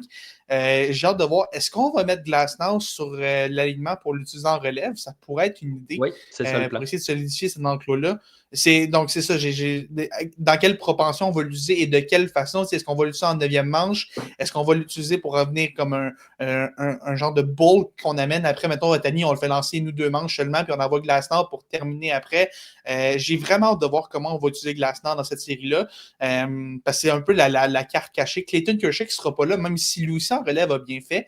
Fait que ça va être intéressant de voir comment on va gérer ça. Mais l'enclos, en ce moment, est peut-être la plus grosse crainte qu'on a chez les Dodgers. Puis, tu sais, la question avec la rotation aussi, Sébastien, va être intéressante parce que si, mettons, tu effectues un balayage, puis que tu as Blake Snell et Yamamoto qui lancent ça, on sait que Shohei Ohtani, dans ce cas-là, va lancer le samedi au lieu de lancer le jeudi. Ben, le dimanche, qu'est-ce qui t'empêche de ramener Blake Snell? Ça va faire 5 jours. Tu sais, fait que tu peux rouler à 3 pendant un petit bout comme ça. Évidemment, éventuellement, ça va te prendre un 4e. Mais si c'est le cas, puis que tu as besoin de Tyler Glasnow vraiment pour aller manger des manches dans le match numéro 2, puis tu as de l'avance ou quoi que ce soit, tu peux l'utiliser en disant j'en ai pas besoin jusqu'au lundi. Il y a congé jusqu'au mardi d'après, finalement. Oui, c'est ça. Tout va dépendre de comment il va être utilisé dans l'enclos de relève. C'est là que ça va jouer parce que On peut aussi l'amener dans le match numéro 2 si on effectue un balayage dans la série Wildcard, qu'on amène Shohei Ohtani dans le premier match. Rien qui nous empêche de mettre Glasnow au match numéro 2 puis de repartir avec Blake Snell et Yamamoto par la suite. On a la main pleine du côté du gérant Dave Roberts. On peut utiliser qui on veut quand on veut. C'est une des grandes forces des Dodgers. Oui, on a une faiblesse dans l'enclos, mais on renforce cet enclos-là en mettant des partants qui sont capables de faire le travail. Donc, c'est une faiblesse qui est un petit peu moins faible qu'en saison régulière. On ne voulait pas que le podcast dure 3 heures. Là. Cette série-là, je pense qu'on n'aura pas beaucoup de débats. Les Dodgers sont beaucoup trop expérimentés, ont beaucoup trop de talent pour échapper ça, selon moi. J'ai hâte de voir Shohei Ohtani à ses deuxièmes séries. Parce que l'an passé, ça n'avait pas été facile toujours à certains égards. Il y avait eu les blessures, il y avait eu le fait que tu t'adaptes aussi à ce nouveau marché-là, à sa présence en série, ce qu'il n'avait jamais eu l'opportunité de faire avec les Angels, là, comme on le sait évidemment. Là, il arrive, il est en confiance, il va lancer, puis tu sais, Félix, il a lancé 6 manches récemment. Fait que, son camp d'entraînement maison, là, qu'on lui a dit, ben, au lieu d'aller affronter des gars du A fort en Arizona, ben, tu vas affronter Machado, puis Tatis, puis Jackson Merrill pour ta première sortie. Là. Ben, ce plan-là a fonctionné parce que en ce moment, Shohei Ohtani est un excellent lanceur. C'est pas juste un gars que tu dis, ouais, non, c'est un bon frappeur, mais il sait lancer. Non, non, non, c'est un excellent lanceur. On a réussi à le build-up, on a réussi comme à augmenter sa charge de travail dans les majeurs. Et ça, j'ai vraiment pas vu ça souvent. Je pense que c'est vraiment une des premières fois que je vois une équipe qui se dit, bon, tu sais quoi, t'es capable de lancer une manche, viens-t'en. Michael King, les Yankees l'ont fait avec Michael King très rapidement, mais il était déjà habitué à lancer du 2-3 manches à ce moment-là. Mais tu sais, sinon, c'est assez rare de voir un joueur faire ça pendant une saison, dans les majeurs surtout. Donc oui, c'est vrai que Tani, on parle de ses 6 manches. Sa sortie d'avant, c'était 5 manches sans accorder de points non plus. Fait que il est vraiment en train de trouver son rythme, de redonner le Tani qu'on a connu.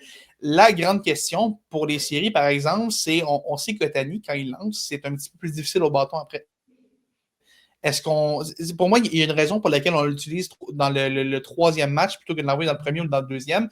Dans des matchs aussi importants où est-ce que ça peut revirer aussi rapidement, tu ne veux pas prendre le risque que Tani lance, disons, le premier match, qui là commence à en arracher un peu au deuxième match et se fait surprendre au premier match, puis là, est moins bon offensivement au deuxième match. Mets toutes les chances de ton côté, puis il va t'assurer d'aller chercher, d'avoir le Ohtani offensivement à son meilleur pour les 2 premiers matchs au minimum. Puis dans le PDK, essayer de l'envoyer pour te voler le troisième match au monticule parce que ça aussi, évidemment, il est capable de le faire. Là. Fait que ça va être intéressant de voir comment on va le gérer à ce niveau-là parce que l'an passé, on n'avait pas cette question-là. Il ne pouvait pas lancer. Mais là, maintenant, ça va être de la gestion de sa charge de travail parce que le faire sur 162 matchs, on l'a déjà vu le faire, mais là, ça commence à être plus longtemps que ça. Là, on se ramasse en octobre. On ne l'a jamais vu dans cette situation-là en octobre. Fait que ça va être super intéressant de voir si on va vouloir un peu gérer sa charge de travail ou si on va enlever les petits trous du vélo puis on va le laisser y aller pour des 7-8 manches s'il est capable de le faire. J'ai vraiment hâte de voir comment on va gérer Tani à ce niveau-là.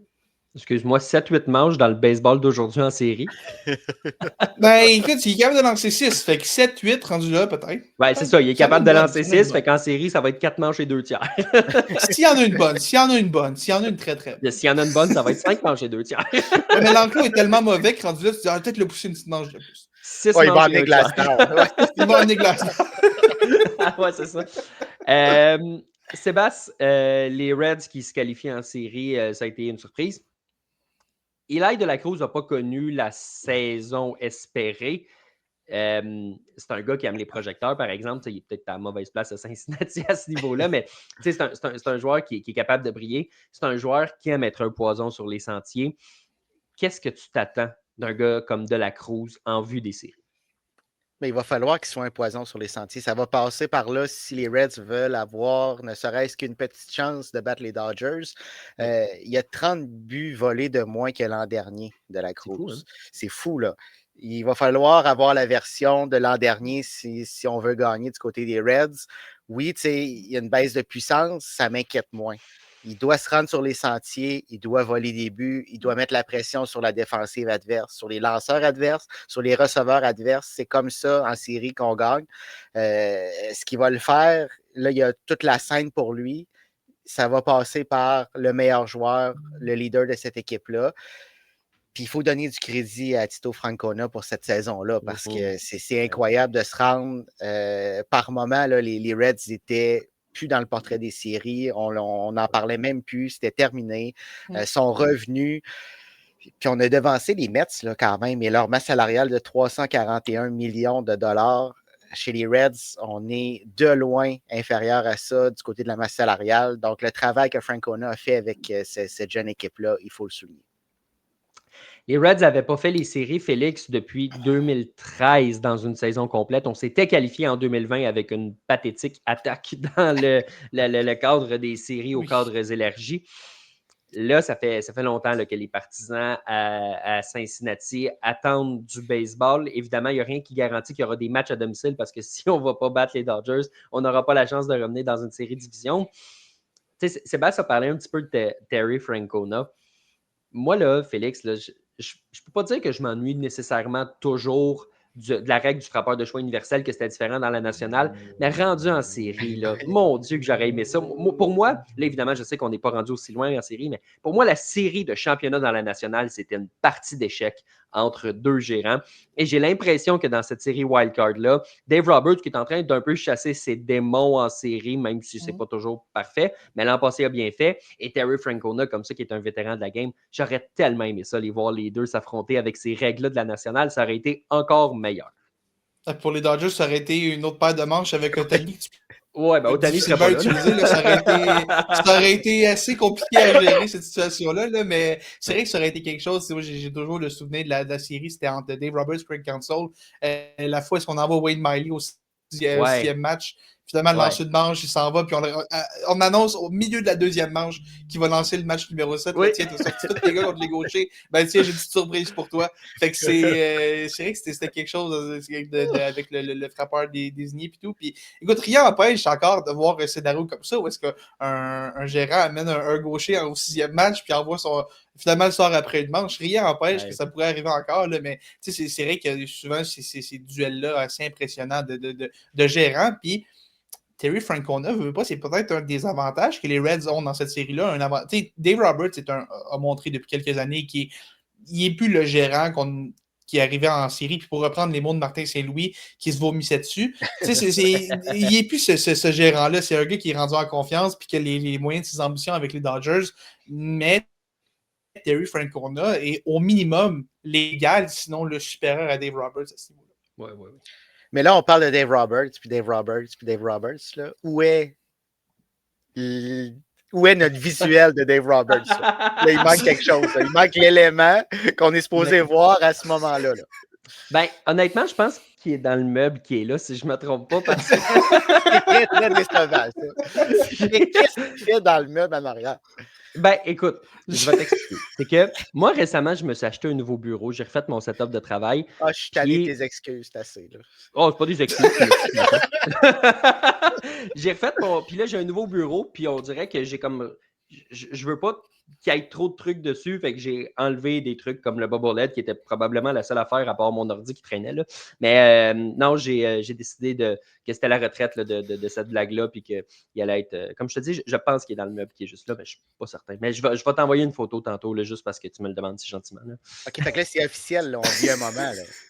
Ben, c'est officiel jusqu'à temps que je change d'idée. Fait que ça peut être. Okay. Check bien la semaine prochaine, là, ça va être le festival du Bubblehead. En fait, juste pour toi, je vais leur imagine si les Red Sox battent si les Red Sox battent les Yankees, ça va être insupportable. Si arrive, je ne serai pas sur le prochain show. Je pense que moi non plus. Non, mais de toute façon, il aime ça s'écouter parler, il fera ça. Là. Ouais, écoute, si Pascal est à l'écoute, j'espère que tu es disponible pour le prochain show. Il y a Matt ici qui nous dit: est-ce que Francona peut avoir le même succès que Bruce Bochy à sa première année avec les Reds? Le même succès, non, parce que je ne vois pas les Reds se rendre en Série mondiale et gagner. Ceci étant dit, d'avoir un impact à la Bruce Bochy, je vais te dire que oui, c'est une possibilité. Parce que j'ai beaucoup de respect pour ce que Francona fait. Puis la preuve, c'est ce qu'il a fait cette saison avec les Reds de Cincinnati, avec une équipe relativement ordinaire.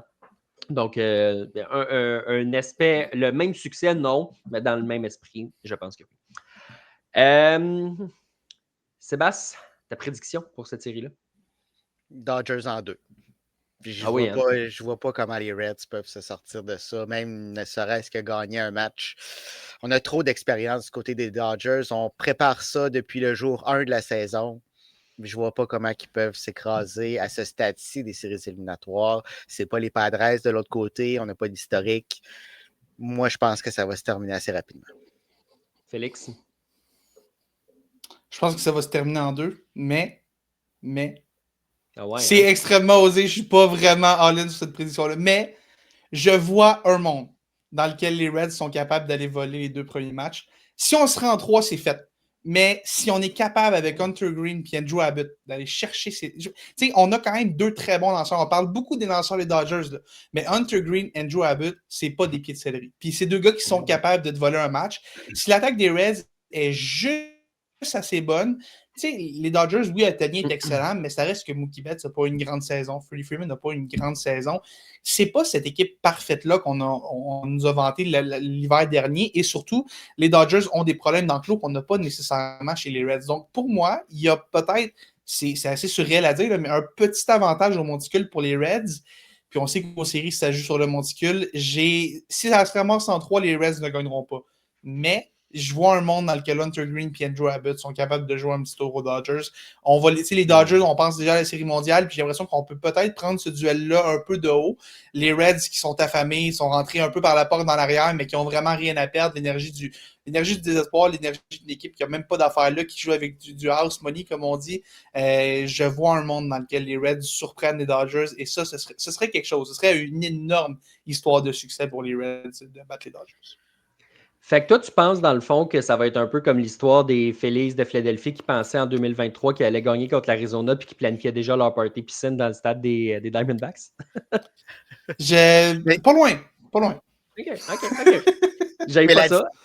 La différence avec les Dodgers, c'est qu'on a cette expérience-là, selon moi. Oui.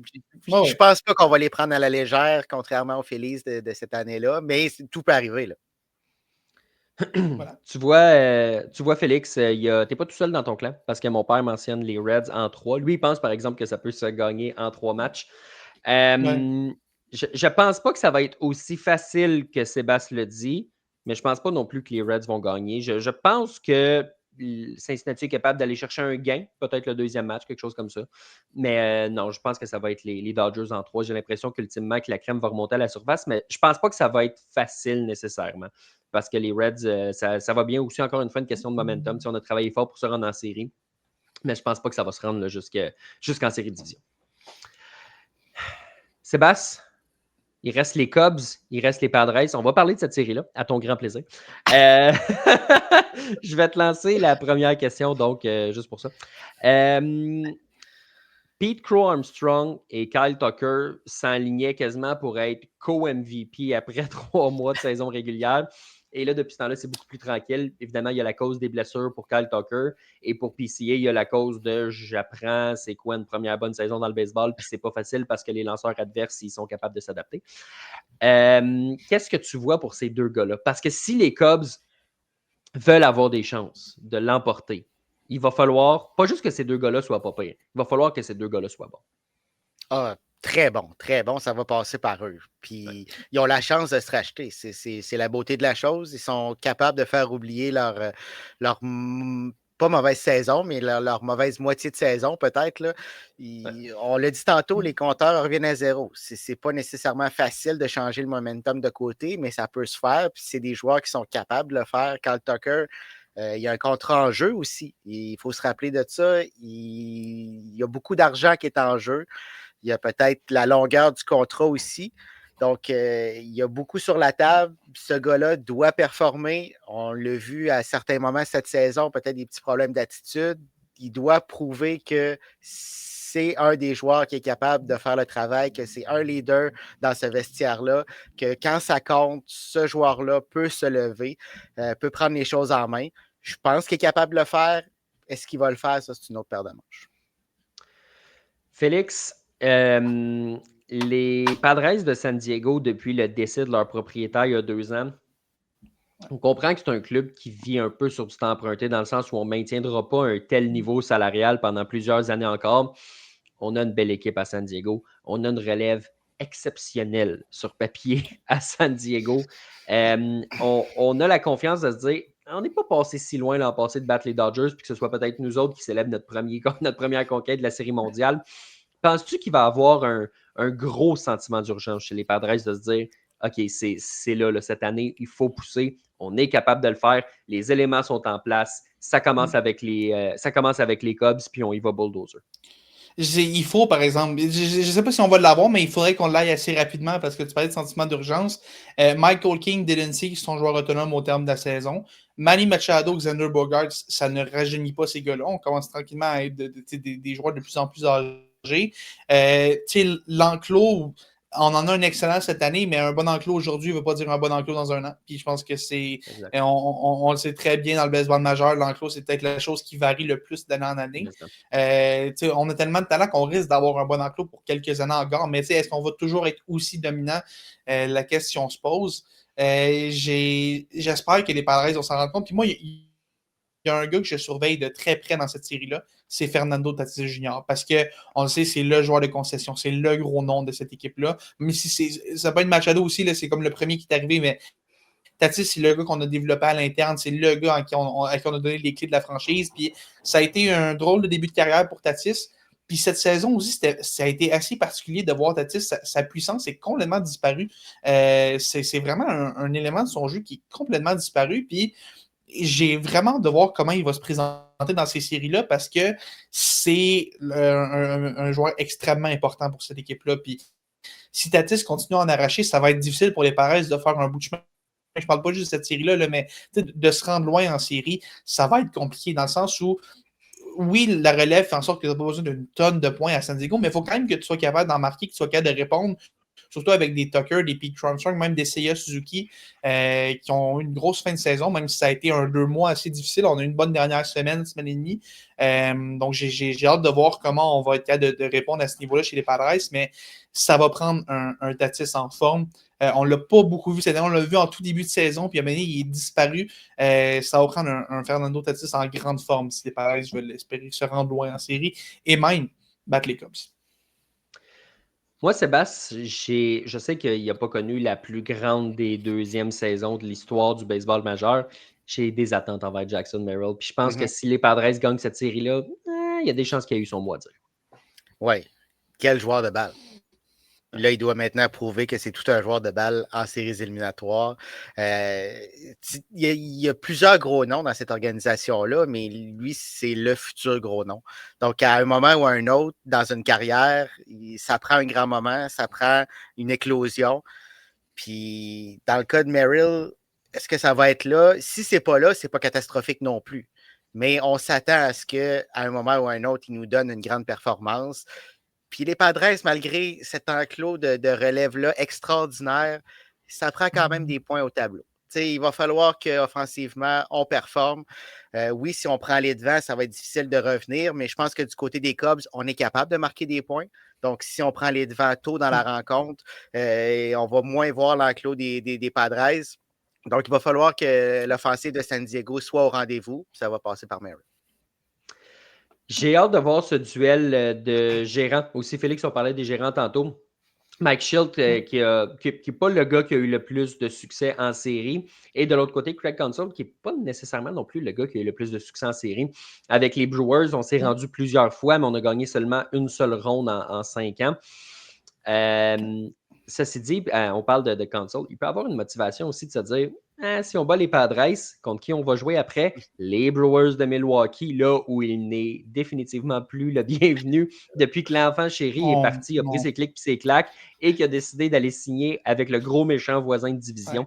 Ouais. Ça pourrait être pas pire. Là, de Craig Counsell qui retourne, qui va affronter Pat Murphy, qui va être le gérant de l'année dans la nationale, le Murphy.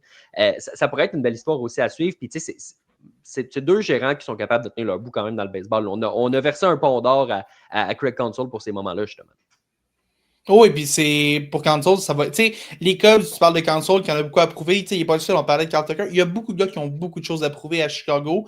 Tu sais, puis là, il va falloir que la rotation se prouve sans Kate Orton. Aussi, on n'en a pas parlé, mais Kate Orton qui n'est pas là, c'est une immense perte pour les Cubs. C'était l'un des meilleurs lanceurs des majeurs en deuxième moitié de saison, avec sa moyenne de points mérités à peine supérieure à C'est un gars qui a vraiment, qui va être nommé recrue de l'année puis qui a vraiment, vraiment émergé. On le voyait possiblement comme le partant d'un premier match de cette série-là. Là. C'est pas comme si c'était le troisième partant, c'est le gros nom de la rotation qui se blesse. Là, on va demander beaucoup à Matthew Boyd, on va demander beaucoup à Shota Imanaga, puis on va demander beaucoup à Jameson Taillon. Ça va être ces trois gars-là vont devoir se lever. Les Padres sont des ressources pour Viator aussi au monticule. Fait que ça va être un bon duel de gérants. Comment on va naviguer ces personnels de lanceurs-là? Les Padres ont l'avantage au niveau de la relève, donc Craig Counsell va avoir du travail à faire, mais les Cubs ont possiblement l'avantage au niveau de l'offensive si les joueurs commencent à frapper à la hauteur de leur tête. Parce qu'en deuxième moitié de saison, ça a été Suzuki, Armstrong et Carl Tucker, ça a été 3 trous noirs. Tucker n'a pas beaucoup joué, mais ces 3 gars-là n'ont pas contribué au succès des Cubs en deuxième moitié de saison. Michael Busch, ça a permis à Michael Busch d'émerger au moins. Donc, on a aussi des ressources à Chicago, mais ça va prendre Suzuki, ça va prendre Armstrong, ça va prendre Tucker, tout comme ça va prendre Merrill, ça va prendre Machado, ça va prendre Tatis de l'autre côté. Dans les commentaires, je vois ici mon père qui mentionne Cubs en 3, Olivier qui dit Cubs en 3. Je ne crois pas aux Cubs, moi, les gars. Moi, je pense que ça va être la seule série, parce que j'ai prédit en 3 tout le long. Je pense que ça va être la seule série qui va se finir en 2. Je ne vois pas les Cubs aller chercher une victoire. Je pense qu'on est plus faible sur le monticule. Je pense que cette équipe-là en a arraché en deuxième moitié de saison. On n'a jamais été capable d'aller chercher du momentum. On a laissé Milwaukee se faire dépasser. Puis on a fait OK, félicitations. Bon titre de division. Puis je ne sais pas, on dirait qu'il manque de hargne. Il n'y a pas beaucoup d'expérience aussi en série dans cette équipe-là. Donc, je pense qu'on va apprendre à la dure.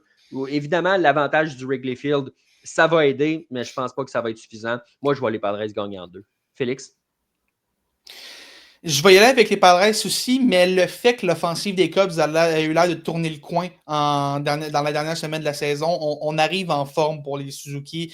Surtout Suzuki, c'est 4 circuits en 3 matchs pour finir l'année. Là. C'est pour un gars qui a été tellement un gros morceau des succès en première demi, qui n'a rien fait en deuxième moitié de saison, le voir donner signe de vie dans cette dernière fin de semaine-là, pour moi, ça me laisse croire que les Cubs ont moins un peu de vie. Mais j'ai l'impression que si Horton avait été là, peut-être que mon avis aurait changé, mais dans l'optique où les Padres ont juste plus de profondeur, sont juste meilleurs sur papier, je pense que les Padres vont l'emporter en 3 matchs. Sébastien? Je vais y aller avec les petits oursons en 3, moi.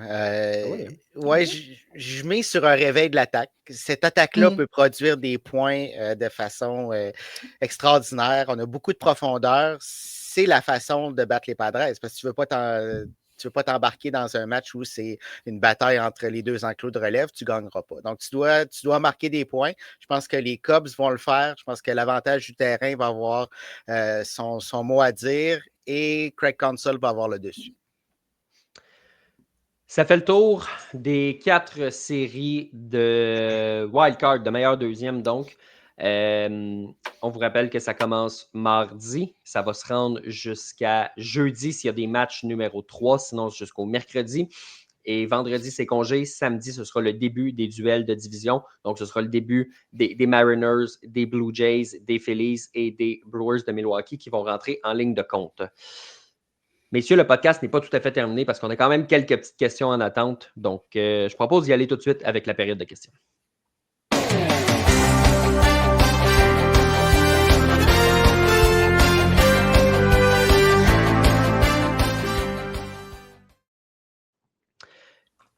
Félix, selon vous, quelles sont les équipes Cendrillon qui nous demandent de la part d'Olivier lors de ces séries 2025? Et à l'inverse, quelles seront, d'après vous, celles qui ont le plus de chances de choquer au cours de ces séries-là? C'est intéressant. Tout le monde aime les équipes Cendrillon là, quand même, donc je te pose la question. Tu parles à celui qui a pris les Reds pour battre les Dodgers, donc je pense que ma réponse va être assez facile. Je pense que les Reds... Puis encore, je peux pas dire qu'on va battre les Phillies au prochain tour, mais juste si les Reds battent les Dodgers, ce serait le type d'équipe Cendrillon juste pour cette victoire-là. Je pense que ce serait personne ne s'attend à voir les Reds. C'est probablement la série sur papier où est-ce que les gens voient le plus massivement les Dodgers l'emporter, puis c'est le moins serré aux yeux de bien des gens. Pour moi, je pense que les Reds sont capables de jouer les troubles-fêtes à ce niveau-là, mais encore là, ça dépend de la définition de l'équipe Cendrillon, parce que les Yankees, les Red Sox sont les 4e ou 5e têtes de série, mais sur papier, est-ce que c'est vraiment vrai? Est-ce qu'on peut vraiment dire que c'est la 4e ou la 5e meilleure équipe de l'américaine? Les Yankees ont fini avec la même fiche que les Blue Jays, là, puis si les Yankees se rendent en série mondiale, même si en tant que 4e tête de série, ce ne serait pas vraiment une équipe qui est Cendrillon pour moi. Donc, je vois les Reds battre les Dodgers, donc j'irai avec les Reds comme équipe Cendrillon et les Dodgers avec l'équipe qui va s'effondrer. Puis je pense que malheureusement, Milwaukee pourrait aussi être une équipe qui se fait jouer un tour en prochaine ronde. C'est un peu tout le temps la même histoire à Milwaukee. Une grosse saison régulière, on commence à y croire, puis en série, on l'échappe d'une façon toujours un peu plus spectaculaire. Donc j'irai avec les Brewers et les Dodgers comme équipe qui pourraient s'effondrer dans ces séries. Sébastien? Équipe Cendrillon, encore là, ça dépend de la définition. Moi, je vois peut-être les Cubs faire un petit bout de chemin du côté de la Ligue nationale. Est-ce qu'on considère ça comme une équipe Cendrillon? Parce que les Guardians, les Tigers, on le dit, on ne les voit pas nécessairement aller plus loin. Est-ce qu'on considère les Yankees ou les Red Sox comme équipe Cendrillon? Je ne crois pas. Donc, pour moi, ce serait les Cubs. Équipe qui choke. Encore là, il faut se demander, c'est quoi un choke? Parce que... T'es bien philosophique, toi. Oui, il est tard. Mais j'irais peut-être avec les Blue Jays parce qu'on a terminé au premier rang, mais on risque d'affronter les Yankees ou les Red Sox. Est-ce qu'on peut considérer ça comme un choke? Je ne le sais pas, mais on a terminé au premier rang, donc on est supposé passer au tour suivant. Je pense qu'il nous manque des éléments dans la rotation partante. Il nous manque des éléments également dans l'enclos de relève, ce qui pourrait faire qu'on sorte du portrait des séries assez rapidement. Moi, un peu comme Félix, pour équipe Cendrillon, j'ai une équipe de loyaux, mais j'ai les Guardians de mon côté. Je pense pas nécessairement qu'ils vont passer les Mariners après, donc est-ce que ça se qualifie encore une fois là, pour répondre à la grande question philosophique de Sébastien comme une équipe Cendrillon? C'est une bonne question. Mais j'ai l'impression que si on continue sur cette lancée-là, on s'est qualifié par la peau des fesses puis qu'on donne une run pour leur argent aux Mariners, pour moi, ça peut se qualifier à ce niveau-là. J'ai l'impression que parmi les équipes qui peuvent s'écrouler, encore une fois, je donne raison à Félix là-dessus. Pour moi, c'est Milwaukee. Milwaukee n'a vraiment pas un bon historique. Je l'ai dit tantôt là, avec Craig Counsell qui a perdu souvent. L'an passé, on se rappelle de ce qui s'est passé avec les Mets, le circuit de Pete Alonso. Puis j'ai l'impression que si on reste de ce côté-là du tableau, les Brewers vont affronter le champion des Cubs et des Padres. Et moi, je vois les Padres se rendre en série de championnat au moment où on se parle. Peut-être que la prédiction changera dans quelques jours. Mais pour l'instant, j'ai l'impression que les Padres peuvent passer à travers les Brewers. Donc, pour moi, j'ai ces équipes-là là, pour répondre à la question d'Olivier. Très bonne question, d'ailleurs. Une question très à propos pour les séries éliminatoires. En parlant d'Olivier, de bonnes questions et de séries éliminatoires, parmi les équipes qui n'ont pas été en mesure de se qualifier en série cette saison, quelles sont celles dont l'élimination vous surprend le plus et pourquoi? Sébastien? Pas le choix d'aller avec les Mets. On l'a dit en début de saison que ça allait être quand même limite parce qu'on savait que la rotation partante n'était pas très étoffée. Mais tu as une masse salariale de 341 millions de dollars. Tu as signé Juan Soto pour près de 800 millions, une loge, des vêtements, puis tout ce que tu voudras. Et tu ne participes pas aux séries éliminatoires. Ça ne peut pas se passer. Puis j'ai vraiment hâte de voir ce qui va arriver cet hiver. Ça va brasser dans le Queens. Il va se passer des choses. Mais on a des jeunes qui poussent dans la rotation, mais on ne sera pas nécessairement meilleur l'an prochain s'il fallait qu'on perde l'ours polaire et Alonso en plus. Il va y avoir des grandes décisions à prendre à New York. Écoute, tu parles justement de potentiellement perdre l'ours polaire. Il y a une question qui vient juste de rentrer. Je la pose. Quelle est la destination possible pour Alonso, selon toi? Et c'est dur à dire. Est-ce qu'on pourrait l'amener à Boston dans un scénario où on le sait, là, ça a été un poste, on en a parlé toute l'année du poste de premier but à Boston, Rafael Devers qui ne voulait pas y aller. Finalement, on se retrouve avec Nathaniel Lowe, qui n'est pas une solution à long terme selon moi. Donc, on a encore un trou là. Si on déplace un des jeunes à cette position-là, mais je ne crois pas que ce soit idéal. Donc, ça pourrait être une destination parce qu'à un moment ou à un autre, il va falloir gagner avec la jeune formation qu'on a à Boston. Il va falloir mettre l'argent également. Donc, pour ce qui est New York, ce n'est pas impossible non plus. Est-ce que c'est la priorité? Je ne crois pas. Il y a toujours la possibilité à un moment ou à un autre que Aaron Judge se retrouve au premier but. Là. Donc, Cody Bellinger, s'il revient à New York, c'est une autre possibilité aussi. Donc, je ne pense pas que ça soit la destination première, mais ce n'est pas impossible.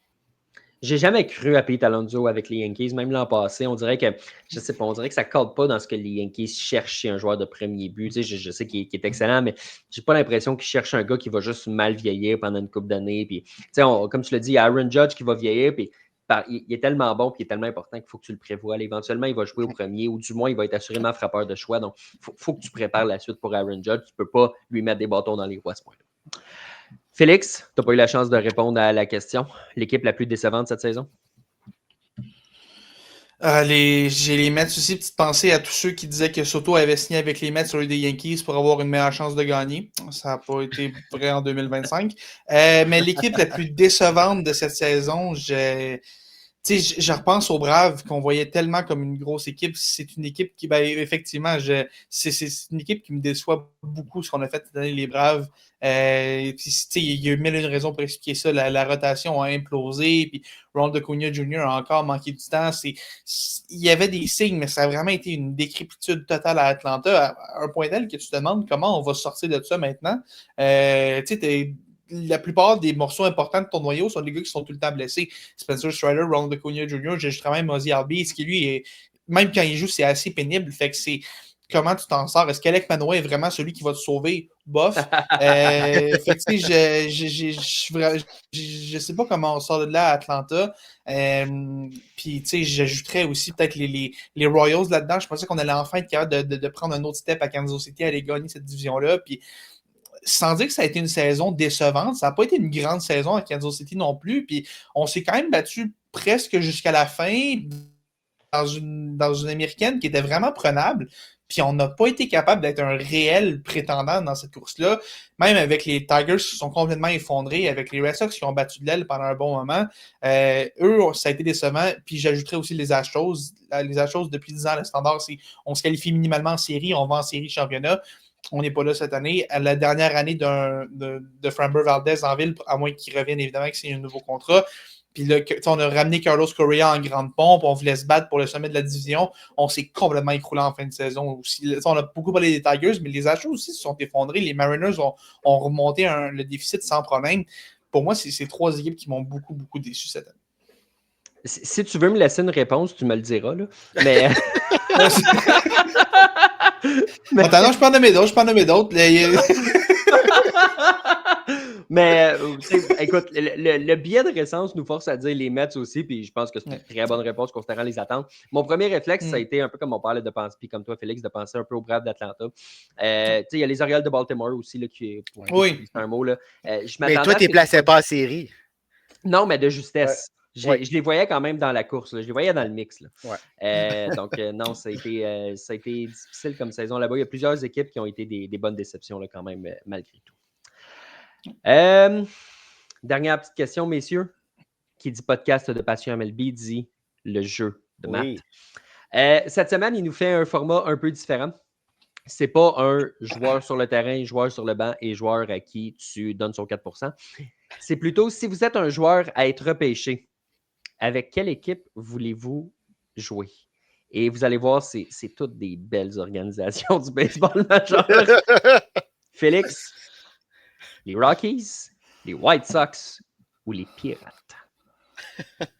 J'aime le bonne chance. Non, ça s'en prend aujourd'hui. Là. Non, mais... Je pense que j'essaie de voir si mes qualités athlétiques ne me permettraient pas d'aller dans la NFL, peut-être, ou dans la NBA, voir peut-être qu'il y a une meilleure opportunité pour moi là-bas.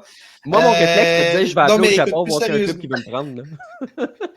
Peut-être, c'est sûr que c'est pas une mauvaise décision non plus. Écoute, pour répondre à la question, définitivement pas Colorado, surtout si je suis un lanceur le moins possible au Colorado. C'est assez surréel à dire, mais il y a quand même des choses correctes qui se construisent avec les White Sox et les Pirates. Oh là là, c'est pas facile.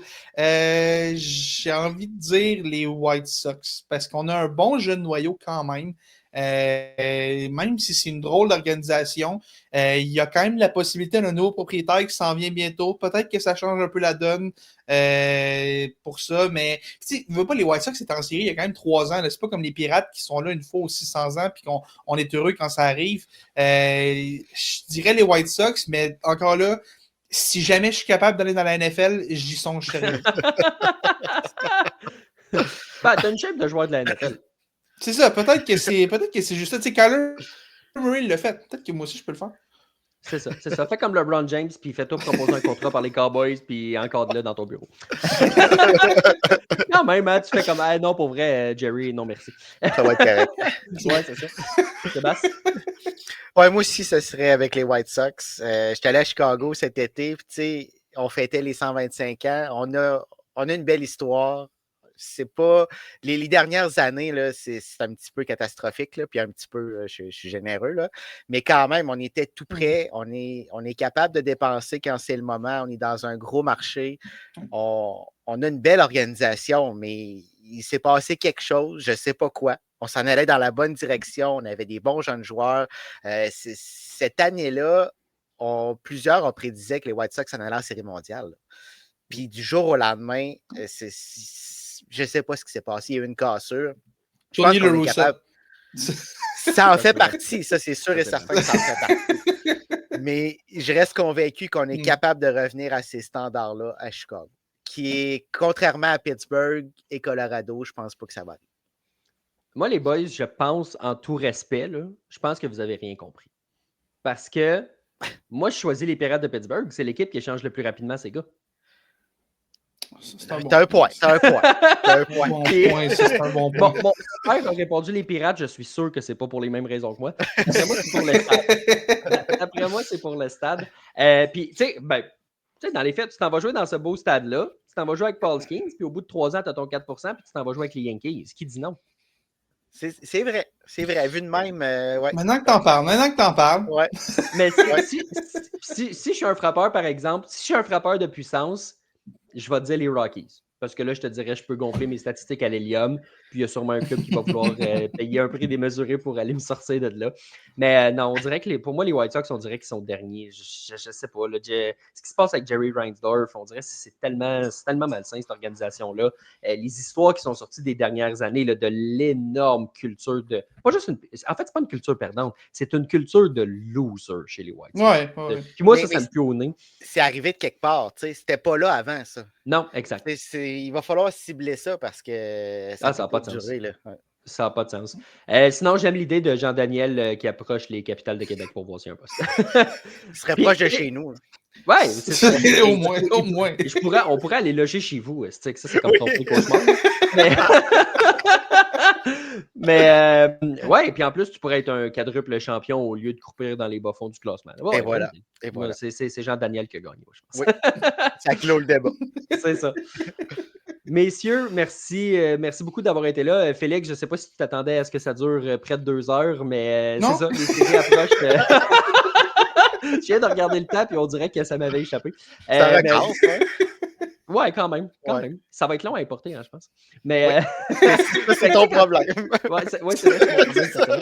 Mais quand, tu sais, à la fin, quand tu dis on va mettre ça dans les prochaines minutes. Ouais, non, je ne le dirai pas. Je dis dans les prochaines heures.